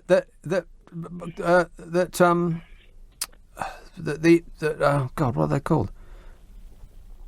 Volcanoes. Yes. That volcanoes are exploding. We can't do anything about that. Let's stop cars polluting the environment so that we don't breathe in as many I agree. Now, the point I'm saying is metals we got these I refer to them as nut jobs going around, climate warriors. Okay, what do you want to do? Let's go charge £10 for petrol. Okay, great. The super rich and the wealthy will still be driving. No, that's not the solution. It's not the solution to charge £10 for a gallon of petrol. The solution is the government needs to basically change the way things are constructed around the world.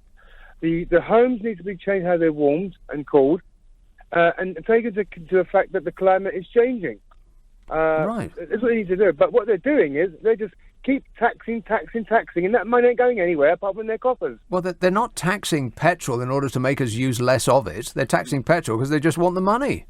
I know, but that's what I'm saying. Well, it's two completely different issues. No, I know, but the point I'm saying is, it's that the climate warriors, what they're wanting, they're attacking people driving their cars and all this other rubbish. I mean, the reality is, the governments of the world need to look at what's happening in the next 20, 50, 100 years. Cars obviously have a lot to do with that whole scenario. I mean, if we can stop using fossil fuels, then it would be better for all of us. Not necessarily just for climate change. If you can just forget climate change, you would cough less, Michael, if we could use less. I've got a cold. Yeah, exactly. So you'd be coughing much less if we just created less pollution. But anyway, I agree with you. I don't disagree with you. I got that right. Listen, I think you're great. I love your humour, but I think, as I said, the only thing I disagree with you on is because look, end of the day, it's everyone has a perspective. I'm not bright. Don't get me wrong. I'm no scientist. I'm no special. You just told me you were a scientist. No, I've studied geophysics. Oh, God. So when you right, so what? You just looked it up on the internet. No. You have a degree in it. I haven't got a degree, but I've studied it. It's much worse than I expected. Okay, I got to go, Michael. I'm getting flashbacks to that conversation I had. What was it? About a couple of weeks ago. Somebody said, "Oh, I know. I studied for 6 weeks before making my decision during the referendum to leave the EU. I did 6 weeks of study. Ask me anything about all these evil rules and regulations that we are subject to by our unelected European overlords. 6 weeks of study I did." And so I gave them the same questions I always ask. Well, which law do you particularly disagree with that has been imposed upon us by the EU? And there was this silence that you could have lost a boat in. And then he said, all of them. Mal says, if everyone in Britain was to go and watch the Prophet sketch in Monty Python's Life of Brian, it is now a perfect example of where we are in Parliament. What foresight and genius, it's actually uncanny. I don't remember that sketch. Well, I probably would, but I don't recall which one is the Prophet sketch. Which one's the Prophet sketch? You recall? I can't, actually. No, we've got no idea what you're talking about. Never mind. Fits right in. Mark from Mitcham says, this car thing you've got going on, did the salesman have a big curly wig and a red nose, and did the doors all fall off on the test drive? Yeah, that should have been my first clue. Right after when he said, drive around these 3 rings. Stephen Windsor says, I think Greta should concentrate on writing a Santa. Just don't tell her his back garden has melted and may need to replace his sleigh with a 4x4. And Joan in Chester says, when are the scales going to be removed from people's eyes over Boris Johnson? He's like the story of the emperor who has no clothes, and I'm waiting for a child in the crowd to point that out.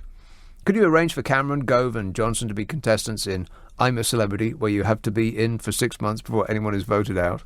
Hey, you know what? Maybe Boris will be able to share a jail with you-know-who. Oh, shut up! They're going to build a big, beautiful wall. I'm building a wall, okay? I'm building a wall. I'm building a wall, okay? I'm building a wall. Around both of them. Cellmates, wouldn't that be great?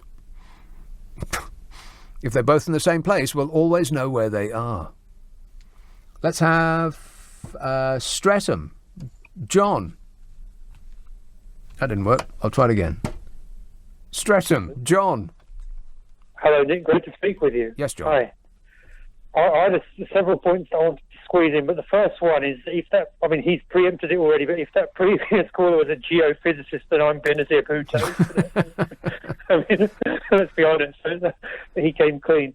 Look, you make a really novel point that not many people have picked up on, is that if, like me, if you travel around the world and you go to these very hot countries where a lot of people are coming to colder countries, these hot countries, India, I've been around quite a bit of Africa, China, they're very polluted and very hot, and it can't be good, just like it can't be good to inhale, tobacco, fumes. Yeah. It can't be good to pump dirt into the air. And well, these it's not. hot countries, So many studies have shown that. If you live near a busy road, your children are going to grow up less smart than they might otherwise have done, which answers a lot of questions that people have been thinking. The whole thing about, people, I don't know why, quote-unquote right-wingers, and this is what I called you up about, these, there's this phenomenon of the working class Tory, and it's been the best of times and the worst of times. I've seen money, I've seen poverty, and you've got lots of working class Tories who call up, and I grew up in a low-income area. I know I sound more well-to-do now, but you've got people who call up and they go, I ain't being racist, right? Some of my best friends, they're racist. Wow, it's like somebody else just stepped onto the line. That was scary, John. I grew up with these people, and then I've spent, like I said, the best of times, worst of times, I've been around very rich people, and these rich people, the Moggs and the Farages and the demagogues, they not only couldn't give a damn about the white working classes or any working classes in this country, they don't even think about the working classes. They don't even think about the poor. And the bizarre situation we've got is, I know we're coming up to a break, so let me squeeze this in. There's two things here. Number one, you've got conservative people who just latch onto this climate change thing, as in they're anti-climate, they're anti-Greta Thunberg, because they're pro-Brexit. It boggles my mind. You can be, I don't know why, if you're pro-Brexit, you have to be anti-Greta Thunberg, but they just think it's the next thing to latch onto. Can I just interject? I think it's because they have twigged that it upsets liberals. So anything that upsets liberals is what they're for, regardless of what it is.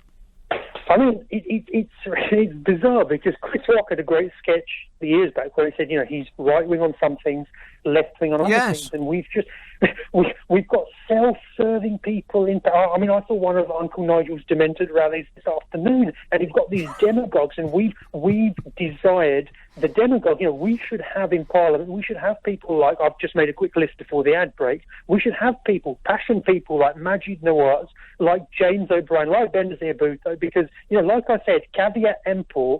Buyer beware.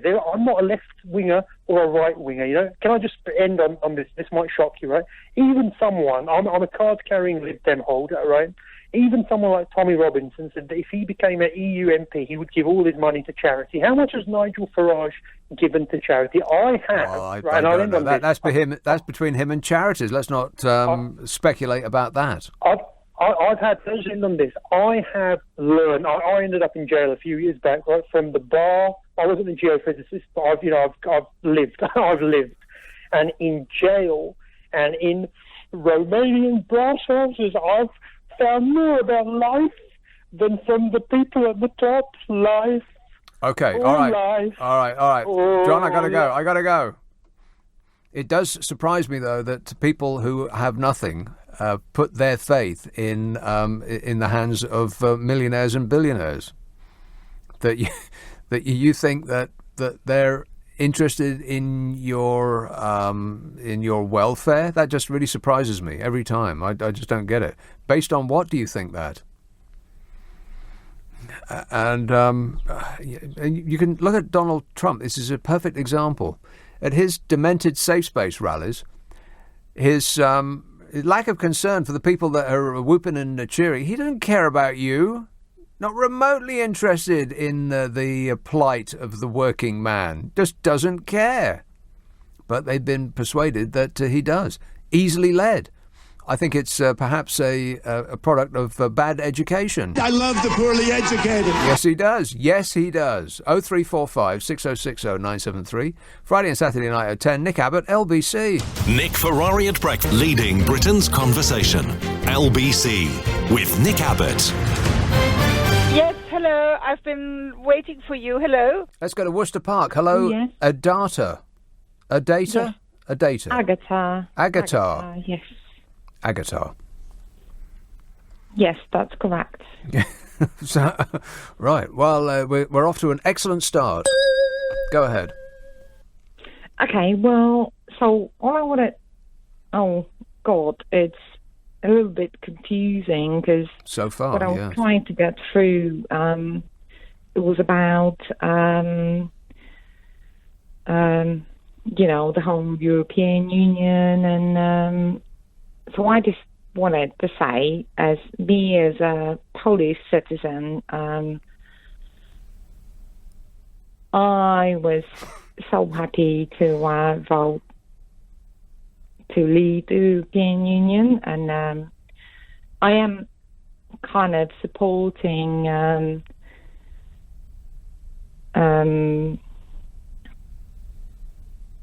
Boris only because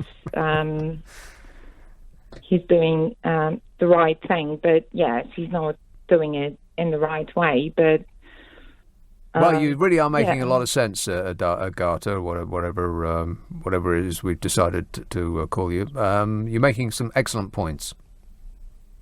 Oh, thank you. Yeah, it's a slightly strange subject to... Yeah, I know, it's complicated, isn't it? Yeah, but anyway... Moving on. No, but I just wanted to bring a fairly simple thing. If only.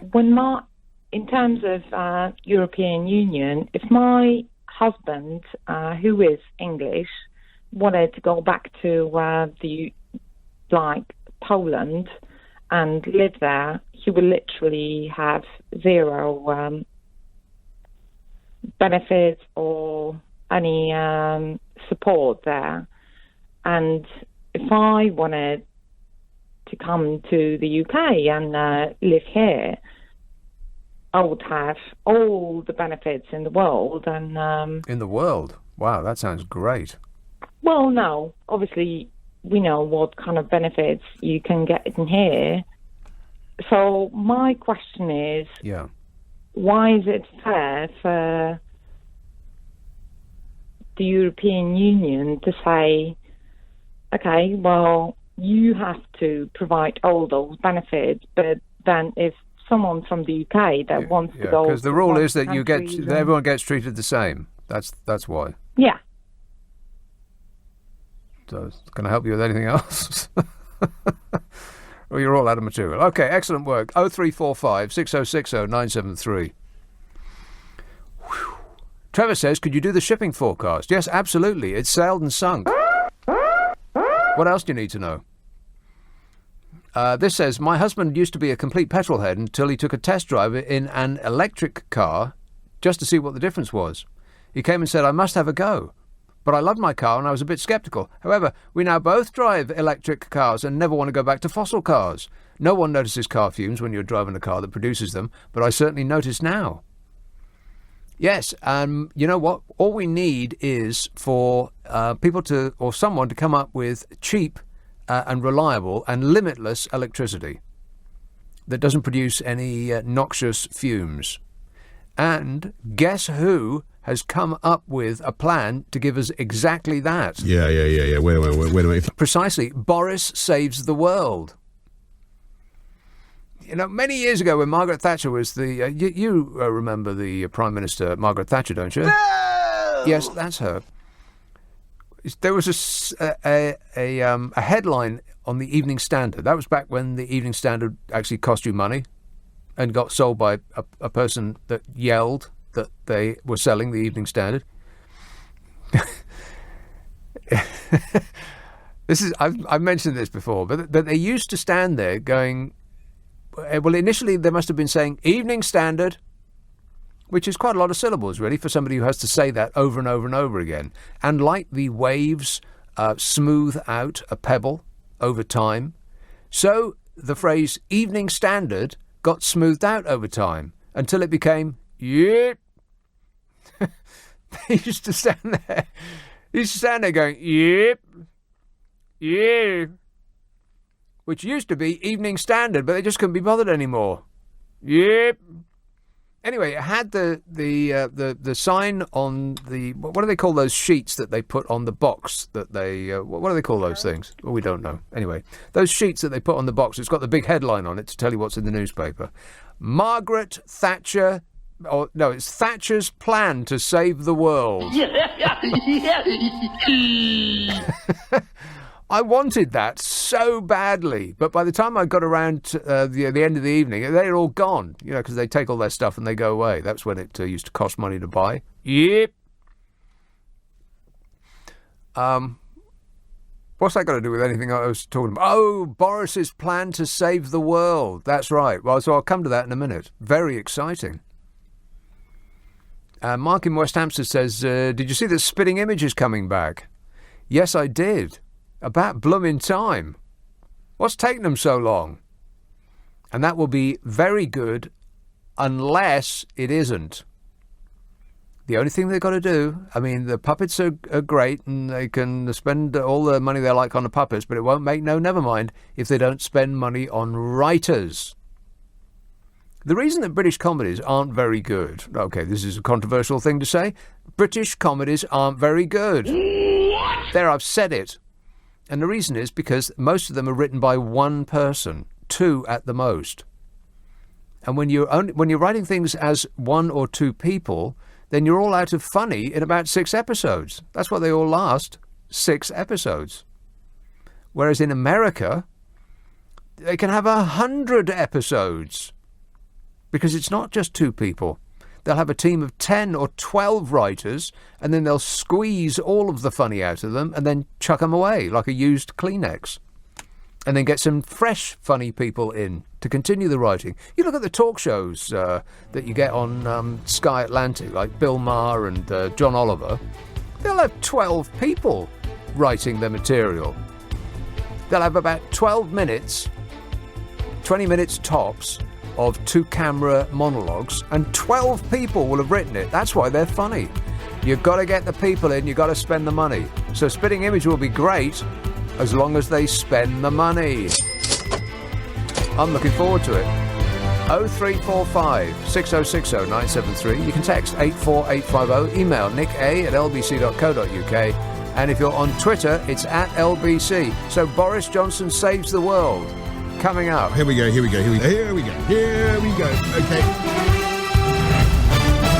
I'm Andy Ivy.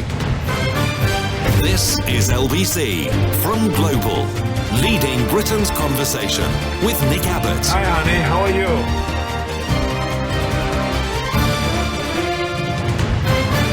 Are you trying to be funny? Because I'm all out of laughs. Yeah, some bloke run the 100-metre dash in 9.76 seconds in Doha and then burst into flames because it's about 1,000 degrees over there.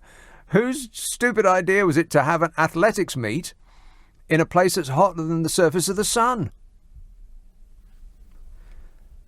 Phil says, cheer up, Nick. All these tax havens will go underwater as the ice melts, unless, of course, they have liquid assets. Oh.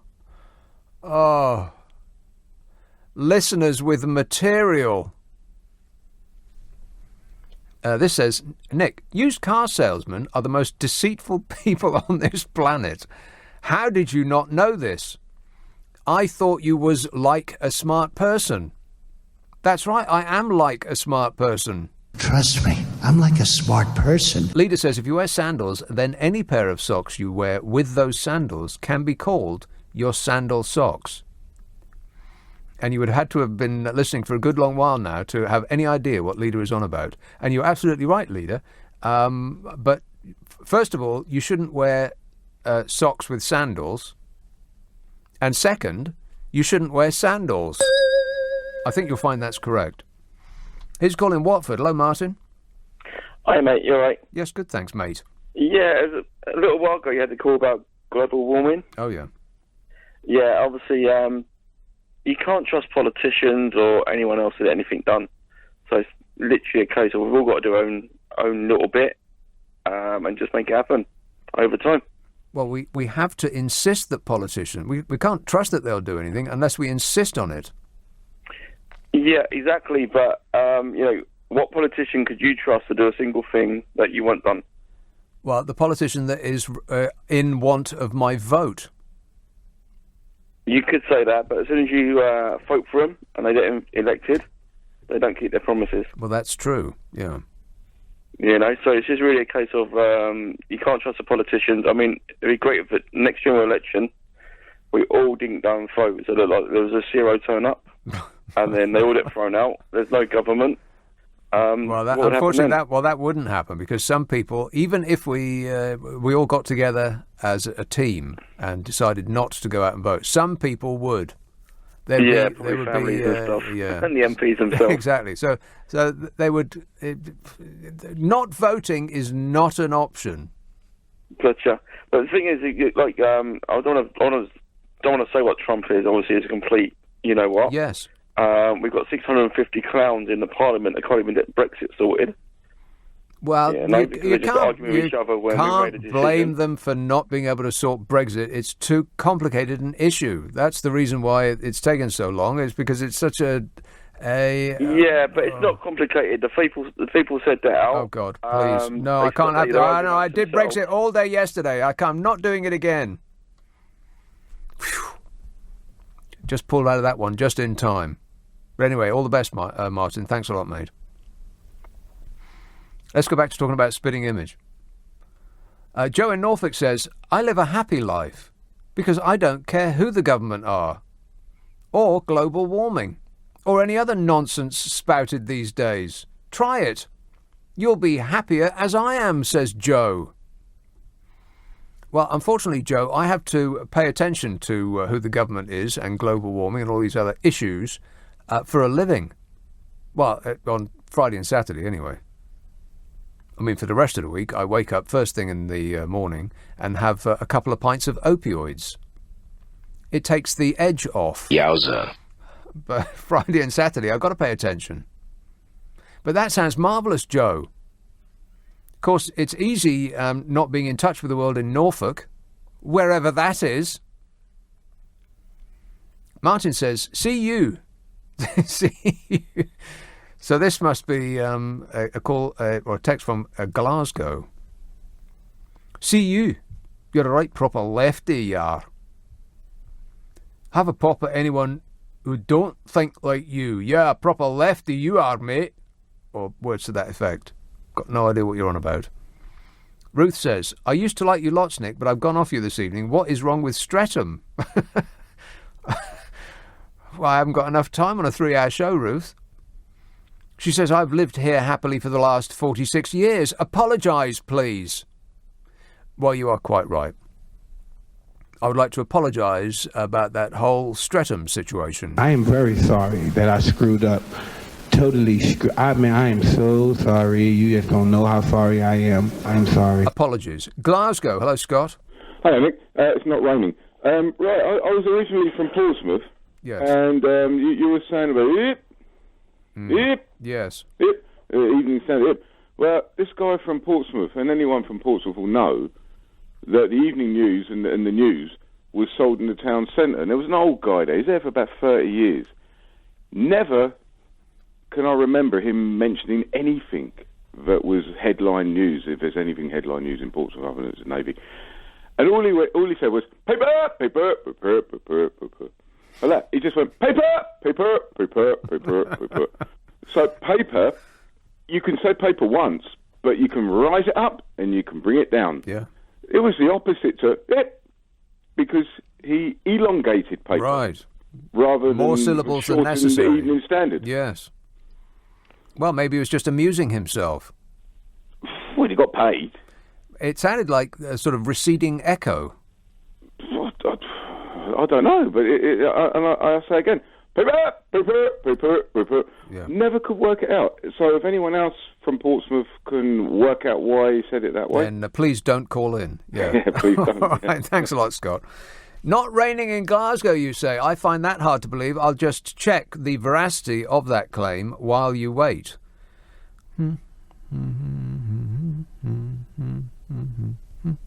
Oh, he's right. Not raining at the moment, but it'll be raining tomorrow. And not raining on Monday or Tuesday or Wednesday. Wow. 3 days in a row in Glasgow and it won't be raining. But it'll be raining on Thursday, and raining on Friday, and raining on Saturday, and raining on Sunday, and raining on Monday, and raining on Tuesday, and raining on Wednesday, and raining on Thursday, and raining on Friday. So enjoy these next 3 days, because you're about to get wet a lot. Let's have Lewisham. Hello, Hannah. Oh, yeah, Nick. You know this spitting image business? Yes. That's coming back. I've got a brilliant, you know they assign certain characters and characteristics and personalities to people that have got a profile, public profile. Well, you know Dominic Cummings, I've got a brilliant one for him from a film called A Matter of Life and Death. Yeah. A Powell and Pressburger film with David Niven in it, and Marius Goring plays Satan, who actually loiters about, pops up all over the place, leaning on trees and things. Yeah. In a malevolent teenager way. Precisely. But I think that would be wonderful for him to be assigned that kind of role. And the devil. Popping up, loitering about, leaning against walls and things. Yeah. And being terribly, being really horrible. But, Johnson signed this Faustian pact with the Mephistopheles Cummings. And actually, he's got a really bad deal, because you're supposed to get all the goodies of the world once you've signed yourself away in blood, as it were. And all Johnson's had is nothing but bad. Yeah, exactly. It's not going very well, is it, Boris? What kind of deal did you sign there? Precisely. I mean, if he signed this pact in blood with Cummings and he just can't get out, I mean, look, his brothers left him. Yeah, well, his sisters had a... Yeah, I know. He lost pretty much everything that he's put forward in the House. Nobody's speaking to him anymore. Did he get his bed? Did he get his bed into 10 Downing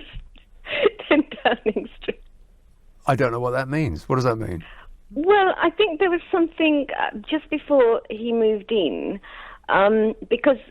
it was you who was saying that he can't take any in because he's had to leave everything with his wife and he needs a bed and everything. Well, I've got no idea about any of that, but it would explain his appearance. Maybe he's just not getting any sleep. All right, Hannah, I've got to go, but thanks a lot. 0345 6060 973. Will says there's just two reasons why we don't all buy electric cars: the much higher initial purchase price and the lack of sufficient charging points, for which there isn't even an industry standard. Completely correct. And you know what would solve that? Government action. The government's got to get its act together. I mean, we try to do the right thing. I mean, well, some of us do. But it does require an overweening effort by our elected representatives. That's what we blooming well pay them for, isn't it?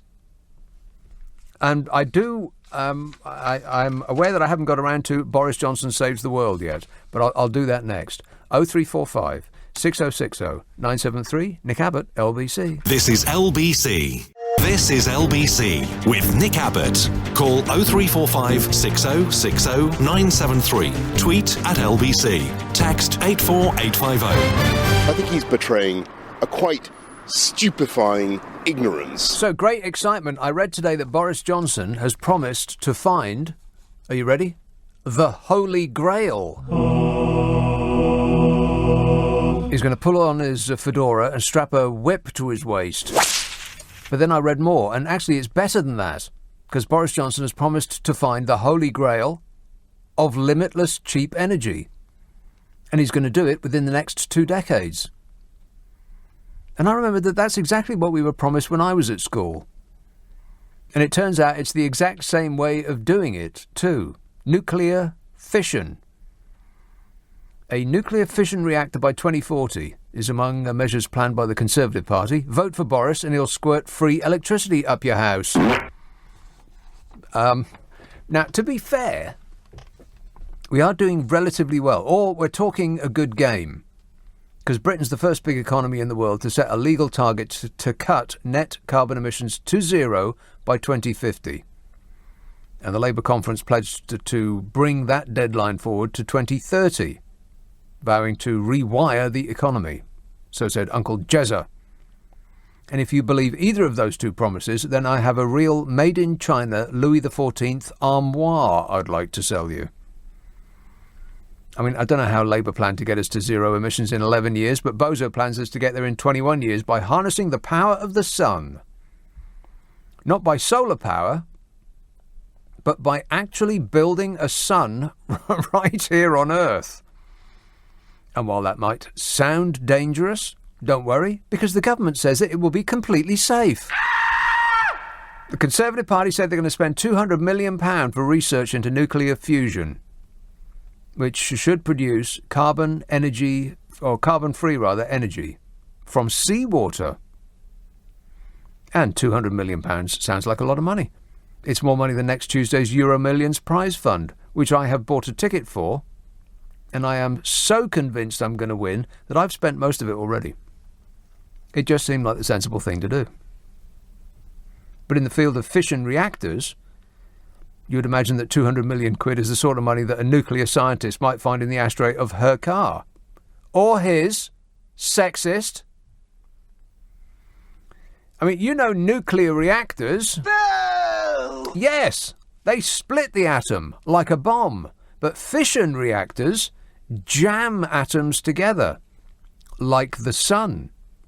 And then they produce limitless free energy, and all they use is seawater. How about that? Problem solved. Cheer up, Greta. You can get off that boat now.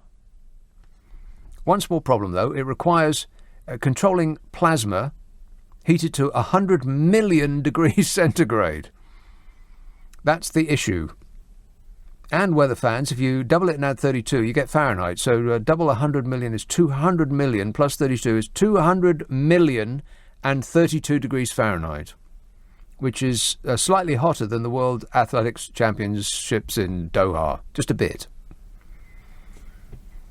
The other small problem is that scientists have been trying to come up with some way of doing this for 30 years. And it's always been 30 years away from happening at any given point. They haven't progressed an atom's length. But don't fret, because Super Boris has bound onto the scene with promises of free, limitless power, and he wouldn't lie about a thing like that just to get votes, would he? Unfortunately, we're not alone, because the French have got there first. An international 35-year collaboration is trying to master fusion at a reactor in French France. And the super rich like Jeff Bezos out of Amazon and Bill Gates off Microsoft have chucked some cash at it, hoping for a big win to drag themselves out of their poverty, so maybe they can afford to buy themselves an island, like Australia, for instance. And Britain's got a fusion centre at Culham in Oxfordshire. Everyone wants some of this. And the government wants to upgrade this to build a commercial reactor that could be sold around the world. Ian Chapman, the chief executive of the UK Atomic Energy Authority, which is going to oversee the project, said Britain had a proud heritage of pioneering developments. And he's right. We do have a history of inventing things, which we then go on and sell on the cheap to foreign companies, and they make all the profits out of them. And if the Conservatives have got anything to do with it, on past form, they'll flog the whole thing for a quick profit by selling shares to international financial institutions who will then sell us back our own electricity for slightly more than anybody can reasonably afford. Oh, fabulous. And the Conservatives are placing an emphasis on creating green jobs by backing research into batteries and hydrogen fuel cells and other components of electric vehicles, and making homes more energy efficient. Andrea Leadsom said the pleasure's all hers. She said the pledges were further evidence of the benefits of going green. She said the Conservatives are doing this properly, creating hundreds of thousands of low-carbon jobs, growing our economy while successfully reducing emissions. Wow, vote for the Conservative Party. They'll undo 10 years of Labour misrule and finally get to do all the green, eco-friendly, public-minded things that they've been wanting to do all this time, but have been prevented from doing by a heartless Corbyn government. Oh, wait, that's right. The Tories have been in power for 10 years. But you know what? If they can do it, it would be great. It wouldn't have anything to do with the Tories. It will be scientists what do it. But how about cheap, limitless energy?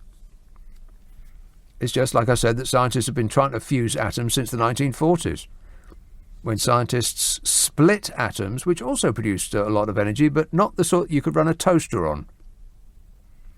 I mean, it seems straightforward. In theory, all you need is seawater, and to force together the nuclei of two kinds of hydrogen, deuterium and tritium, and the rest of it's all physics. And I looked it up, but I got tedium and boredom just thinking about it. But just think of that. A miniature sun on Earth. A dangerous ball of orange gas. Oh, shut up! And so far, by the way, in case you get excited, scientists have had to pump more energy into the process than they get out, which sort of defeats the purpose. Which sounds about right for any scientific endeavour run by the government. Still, something to look forward to, eh? Or we could just rely on wind power. I know a lot about wind. 0345 6060 973. Here's Stoke. Sarah. Hello there, Nick. Hello there, Sarah. I just, listening to you tonight, it's been amazing. You've cross-covered so many different topics. I know. And I seem to have an opinion about everything. But one thing I just wanted to highlight out of all of this is that we tend to agree with something and support something and sort of consolidate that idea in our head. And even if someone comes forward with an idea contrary to that, because we're so invested in that idea, we're just loath to disagree with it. Yeah. So that comes from, climate change, just anything. The European Union, anything, healthcare, education. Mm-hmm. If you are someone who, for example, pays for your child's education, someone comes and says something, you're almost immediately against it. If you are someone who works in healthcare and someone comes along and says, oh, they're doing so much better in another country, because you know how it is, you're loath to disagree with them. The same goes with climate change. People concrete themselves into their opinions and refuse to countenance any alternative information because it's too much loss of face. But you see, the issue is that it's how you use data. And we have seen this time and time again with politicians and with people who have a vested interest. So if your vested interest is that, for example, I need to remain as a president or as a prime minister, I need to have a certain amount of votes in a certain constituency or in a certain state, Iowa, I need to get them jobs. Therefore, to get them jobs, I need to have these carbon-producing coal mines or whatever working. Yeah, clean coal. Jobs, mm-hmm. Absolutely. To find these people employment. Therefore, unfortunately, there I use the word manipulate. I massage data for it to meet my needs. And we know this. We've known this for years, that statistics can be used. And when you say massage data, what you really mean is... Liar! Yeah, lying. Not necessarily, and this is the issue. So, for example, my field is medicine. So you can turn around and say that there's a 50% risk reduction in in breast cancer, for example, if you did X. Okay, but you've gone from 2.4% down to 1.2%. Now, in 1,000 people, that's still not an awful lot of people. Yeah. But there is a 50% risk. I mean, you'll buy it. You've gone and bought a lottery ticket with less odds than that and spent the money. So people can be sold a lot of things. Okay, people can be sold a lot of things based on how I put it or how the politicians put it. Yeah. The difference is that now I don't want to get all snotty-nosed and sort of high and mighty. Here we go. And I do apologise about this. But you see, it's all about responsibility, okay, and accountability. So these are a lot of words, and they're all very interesting, Sarah. But I'm failing to detect a point. What's the point you're trying to get to? I'm trying to say, very good, very good. So the point I'm trying to get at is that what you're saying is absolutely right in terms of climate change and an effect that people need to see. However, because it does not work in Mr. Trump or Mr. Boris Johnson and all the other people who may be in power and maybe in a position where they would be profiting from this position, they are not then coming forward and clean with the information that it is. And therefore, as a result, not everyone is accessible to all the right information because it meets a need. So we can get the information. We don't wait and be fed information by politicians. If you're waiting to get fed information that's going to assist you by politicians, then you are looking at this all wrong. You go out and get your own information. That is unfortunately, and I'm sure you probably already know this. A lot of people are given information. Now, if the advice is to people and educating people in terms of go and get your own information out there, weigh it up, and make your own final decision, then I completely agree. And ultimately, that should be the way we should all decide. However, unfortunately, people receive a lot of their data that has been digested and interpreted by others because either we might not have the time. Well, we either might not have the time to do our own research all the time, or you rely on other people's experiences. Right, but can I just ask again? So, what's your conclusion? What's the point? My conclusion is I completely agree with you in that we do need to make a change. I need to make a change. Right, exactly. Don't wait for anybody else to do it for you. Just do it now. Just small things. You're not going to solve all of the problems that face the world in one go. So a lot of people say, oh, well, because the journey is not solved immediately, then it's not a journey that's worth starting. Of course it is. Every little helps. Sarah, I'm going to have to go, but thanks for that. 0345 6060 973. Text 84850. Email nick@lbc.co.uk. And if you're on Twitter, it's @LBC. Friday and Saturday night at 10, Nick Abbot, LBC. It's 12:30. The news headlines with Andy Ivey. This is LBC with Nick Abbot. Now everybody's happy. Literally nobody is happy. 0345 6060 973. Chris says, love, spit and image, but how can it be funnier than the real thing at present? Still, at least I'll recognise MPs again from their puppets. How could it be funnier than the real thing? It's amazing that it's taken so long, isn't it? I don't think there is a single political comedy show on TV at the moment, is there? I mean, there's the American chat shows, which we get some of, but they're always talking about Donald Trump, and they're not remotely interested in anything that happens over here, apart from the B word every now and again, where foreigners just point at this country and laugh, which is embarrassing. But are there any political satires on British TV at the moment? I bet my glamorous assistant knows. I can't think of any. Well, I can't think of any. I mean, talk about an open goal. How are there no political satirical programmes on British television at the moment? How has it taken Spitting Image so long to come back? And Jenny says, whenever you do that humming tune for the wait a moment while you check something out, I can't get that tune out of my head. She says, I had the amazing Leonard Cohen songs in my head after a programme on TV about him earlier, and now I have that inane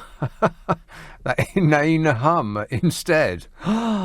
Well, that's offensive. Maybe that's what this show should be called. That Inane Hum.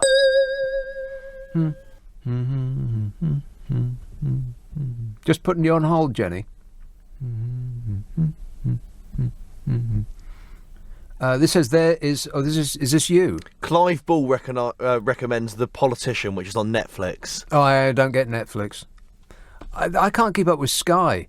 I had one of the small boxes, and then I replaced it with a 1 terabyte box, which I think gives you at least 100 hours of video, and I almost instantly filled it up to the brim, such that, I mentioned this before, I watch things that I don't particularly want to watch just to make room on my recording device to record other programs that I don't particularly want to watch. It's a full-time job. Kilmarnock, hello Mary. Hi Nick, how are you? Good, thanks. We actually do have satirical programmes already on TV. Oh yeah. It's actually the BBC Parliament channel. Yes. Yeah, you couldn't make it up, exactly. No, and the thing is, anybody who wants to get a script for Spitting Image, all they need to do is look at the MP's Facebook pages or have a look in Hansard just to see what, some of the unbelievable things that they say. Yeah, or just read out Donald Trump's Twitter feed. That's unbelievable. Believe me. And because I think the funniest thing I ever heard was when they were talking about the electricity for the electric cars. Yeah. Suggestion was that you could plug them into the lamp posts. Well, now that's a great idea because but don't they realise some folk have been doing that for years? Oh, no, I think that's just Kilmarnock, Mary. No, it's all over. No, that's true. I mean, doesn't that sound like something that if it did work, it could solve all of those problems about lack of electricity charging points in one go. If they just repurposed street lights, which already have electricity up them, to squirt them up cars. Brilliant. But can you imagine the health and safety influence about getting cables off the streets? Well, I'm sure that they wouldn't invite people to just break into the lamppost and wire it up themselves. An expert would come around and fix it for you, no doubt. All right. You just wonder where their ideas come from. Yeah, or what they're taking when they have them. Yeah. That's it, yeah. All right. Thanks a lot, Mary. 0345 6060 973. Paul in Poplar says, as most MPs have homes in London, would it not make sense to hold their conferences here, or am I missing something? Yeah, the Conservative Party conferences are going to go in Manchester, and like I said before, their slogan this year is, we just want Brexit. And they said, we must have our conference because just think of the poor people of Manchester. If we don't go and spend all our money there, then they'll be bereft. Yeah, that's what they're concerned about. Sure you are. Let's have Ipswich. Hello, Gary. Hello, Nick. How you doing? Good, thanks. Can I talk about Thomas Cook? All right. The funny thing was that the day after the news came out that he'd gone bust, and the CEO came on, I forget his name, but it had a German ring to it. I think it was something like Hermann von Grunwald or something. Totally different, but it's something German anyway. Yeah. I thought to myself, when he was talking, I thought, they've run Thomas Cook down to save the German tourist industry. And then it happened. 2 days later, a German company that was 49% owned by Thomas Cook was bailed out by the German government to the tune of 338 million. Yeah, well, that's a matter for the German government. Our government decided not to do that. But much to the disappointment of Herman the German, I bet. But what I don't understand about that is, if they can do that to a tour operator in Germany, can't we do that to our steel industry? Because this is so much more important you'd think than holidays and whatever. Exactly. and we're not supposedly allowed to do that because it affects EU rules. Yeah, I don't think so. I think we can do anything we like to prop up our own. I don't know. Absolutely, to prop up our own steel bit. Well, you just told me that the German government stepped in to save their version of Thomas Cook, so obviously they can do it. Yeah, but they don't care about the rules. Please don't care about the rules. I'll get lost, Gary. So seriously, I'm not having that conversation with you right now. Don't care about the rules. Germans don't care about rules. Are you hallucinating? That's their favourite thing, rules. Dave and Andy say, if Boris is so confident that everything is going to be so great after... Oh, no, not another B word. I don't want to... I'm trying to avoid the B word, and I've been pretty successful at that so far. Hey, you're welcome. Thank you. Because I did it all yesterday, and no doubt it'll be all of next Friday, because God knows what's going to happen between then and now, or now and then, more accurately. As time goes forward, not backwards. Idiot. But just every now and again, wouldn't it be nice to have a non-B word day? And that's what I'm trying to do now. I mean, I know it got mentioned every now and again, but mostly I've got away with it. And then certain individuals just keep dragging me back. Let's call him Wanstead. Hello, Sophie. Hi, Nick. Sophie. Okay. I think rigor mortis has set in. I've been on hold for about 40 minutes. Oh, really? 40 minutes you've been on hold? Stop whining. I'm worried about the plastic. What plastic? Because, well, first, I don't know if you know, but there's plastic in... Tea bags contain plastic. I read about that this week. I was stunned. Billions of plastic particles are released when you make tea. I'm absolutely stunned, and I think when people find out how bad plastic is for our health, I think it'll be a scandal as big as thalidomide or tobacco, because plastic actually disrupts your endocrine system and the production and the function of your hormones. Well, this is a very serious subject, but I think you're probably completely right. I mean, we'll find out eventually, and then the plastics business will be apologising and asking us not to sue it so much. But yeah, I wouldn't be remotely surprised. I mean, people are getting cancer from something, and exactly, it may be exactly that. I'm so angry at supermarkets because I walk in and on the shelf you have freestanding mineral water bottles, and then right next to it you have packs of 6 mineral water bottles covered in plastic. And then, you could buy 6 and then pay that price individually by them instead of having to buy the ones covered in plastic. Right, or better idea, don't buy bottled water at all. Well, the thing is, there's no choice, so we're sort of hostages to this. What do you mean there's no choice? Of course there's a choice. You got a tap? No, in terms of mineral water, there are only a couple of brands that produce the glass bottles. Yeah, but just don't buy bottled water at all. The stuff that comes out the tap is perfectly potable. You sound like my dad. He used to say to me, "How do you know it's mineral water?"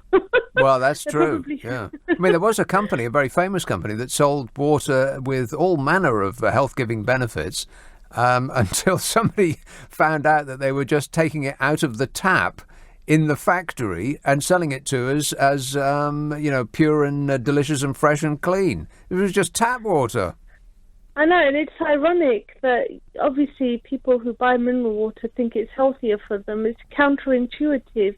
You're buying it in a container that contains chemical. As soon as you open the plastic bottle, that's right, it starts degrading. Yeah, and that's the chemicals. And don't look for it in plastic though. Just don't look for bottled water. Buy one of those renewable bottles that you can carry around. I mean, if you're so blooming thirsty that you can't leave the house without your own liquid supply, like you're heading out to cross the Kalahari and no shop will be available, or pub or anything like that. If you really do need to take your own water, get one of these reusable bottles. Yes, those really nice ones that keep your drink hot or cold. Yeah, there's loads of them available. I know, and the other thing is they have loose apples on one side and then apples in plastic packs on the other. Yeah. It's just completely nonsensical. And then they'll have apples on styrofoam trays, wrapped in plastic with a paper label on the front, none of which is remotely recyclable. And their argument is it keeps the apple protected, but then what about the loose apples? Yeah. So that completely is... I think their argument is worse than that. Their argument is, that's what the customer wants. Well, the customer only wants what the customer gets. You know what I've decided not to buy anymore is that those fruits that come in nets, because those really irritate me. Those you cut the net, it's typically lemons or limes, something like that, and you cut the net to get the juicy fruit out, and billions of tiny little flecks of net just go all over everywhere. And so imagine what that's doing to the world's oceans. Poor fish swimming about. It's just a complete and utter scandal. And also in my gym, women take plastic water bottles into the sauna. What?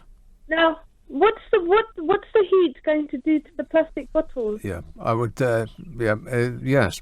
I mean, eventually, if they keep doing that, they'll grow a third eye. Because if it makes fish swim upside down in water, then ingesting a lot of plastic is probably not that good for you. Well spotted. Thanks for that, Sophie. 0345 6060 973. Friday and Saturday night at 10. Nick Abbot, LBC. This is LBC with Nick Abbott. Call 0345 6060 973. Tweet at LBC. Text 84850. Come on, we're running late! Michaela says, the MASH report gives us a good bit of political satire, which is something I've not heard of. The MASH report. Dave and Andy say, Nick, if Boris is so confident that everything is going to be so great after... it's a B-word message. A B-word. Warning. No. I'm just saying no. Gaz says, Nick, I was shocked to learn that plastic was coming from a tea bag, from tea bag glue. In fact, I was told years back about it, but I didn't believe it. Yeah, I'd never even considered that tea bags are sewn together with glue. They squirt glue all over your tea. And now I know that, it makes me not want to have a nice, refreshing cup of tea. Here, did you hear about this? But before I get on to any more of these exciting calls, this is alarming. A toddler was savaged in her own pram by a seagull. Did you hear about this? Sienna was her name. She's 1. And she was given a biscuit by her mum on her day out, only for it to be spotted by a plague of seagulls. And one swooped in for her biscuit during a family trip to the seaside, if you please. The toddler was left with blood gushing from a finger after the bird viciously flew down. Her mother said it was horrendous. She was screaming. It was just awful. She said it was a shocking amount of blood and there was skin missing off her finger. Meanwhile, the bird just sat in the road. Casual as you like. Her mum said, we took her to the chemist and now we'll have to clean it often and make sure it doesn't go bad or she'll need antibiotics. We'll never go there again, she said. And that's not the first time anyone has ever said that of Llandudno. Believe me. The shocked parents have called for a cull and say that action needs to be taken. Completely correct in every respect. I mean, this is serious. First they come for our ice cream. Then they come for our chips. Now they're coming for our babies. They'll be nicking the fags out of our mouths next. Her mum said it's not the first time something like this has happened either. We've been a couple of times to Llandudno and people are complaining about the seagulls. You can't enjoy anything, she said, which might be a bit of an overreaction, but she's a mum and she's allowed to overreact. She said there should be a cull or something. There's just so many of them.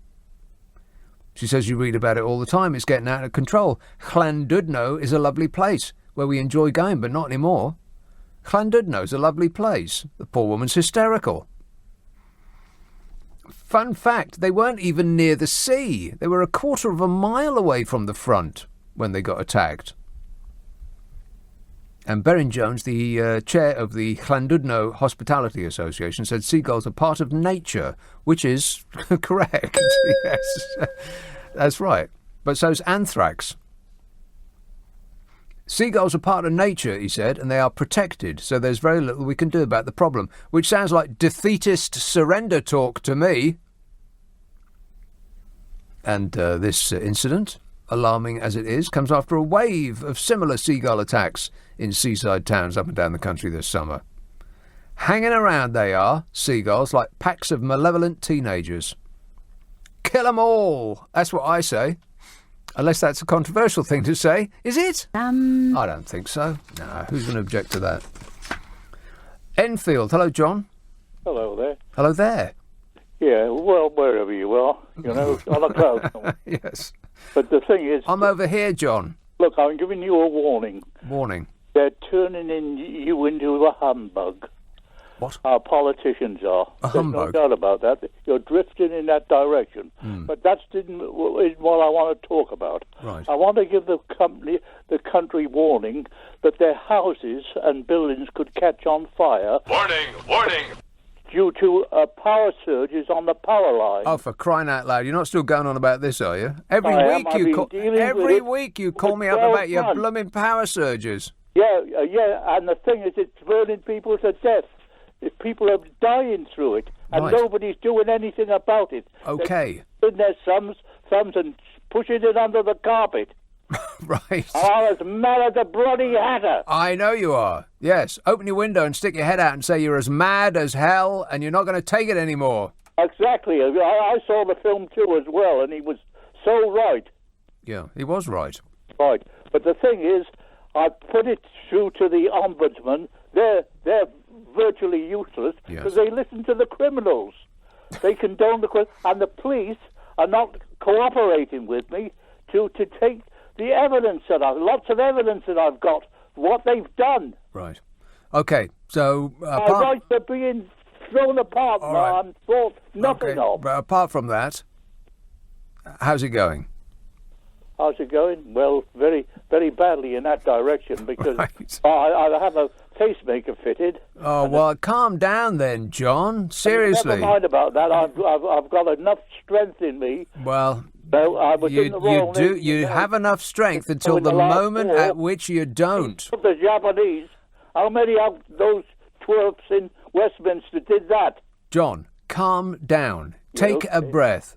In fact, put the phone down to me and just relax. Do breathing exercises. I have a certain regard for you, but you do talk a lot of nonsense. Verbal diarrhea. You listen to a lot of verbal diarrhea. Yeah, right. And you talk. You join in with it. Yeah, you want to get rid of those people. This show is people with a degree of intelligence. Shocking. I know. You're not doing that. You're turning it. Entertainment. I know. Heaven forbid that anything on the radio should be entertaining. Be the voice of the people. Yeah, you're quite right, John. Yeah. And get into a very strong position. Yeah. Okay. Calm down. You could be a pioneer. Deep breaths. I will not be a pioneer. Well, you ought to be, and so. Well, there's no oughta about it. A pioneer. Woulda, shoulda, coulda. I beg your pardon? Yes. Anyway, in closing, talking about that film. I'm taking you off the air. I think you're having a breakdown. Well, one of us is. All right. Best of luck, John. Wembley Park, Christoph. Oh, hi, Nick. Yes, so a couple of things. Volcanoes and fusion I wanted to talk about. Yes. I believe that practically every significant volcano eruption that's happened in recent history, going back even as far as Krakatoa in 1863, have caused global cooling because of the ash they chuck stuff up into the atmosphere which dilutes the sunlight.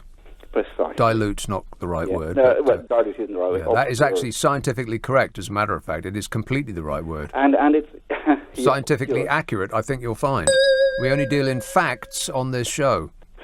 So, of course, and that has masked some of the global warming that, and which has sort of added to the weight of the argument. Yeah, I know. Thank goodness for those volcanoes, because we've been getting away with it so far. Exactly. Yeah.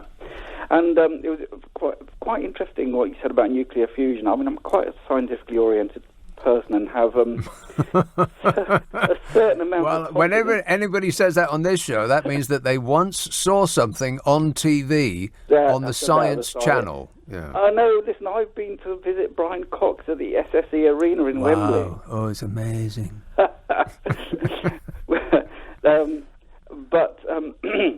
forgot what I was going to say. Oh, well, that's a relief. Yes, I was quietly confident about the prospects for nuclear fusion until I heard that Boris had endorsed it. Yes. And I thought, oh no, there must be something wrong with it. Yeah, exactly.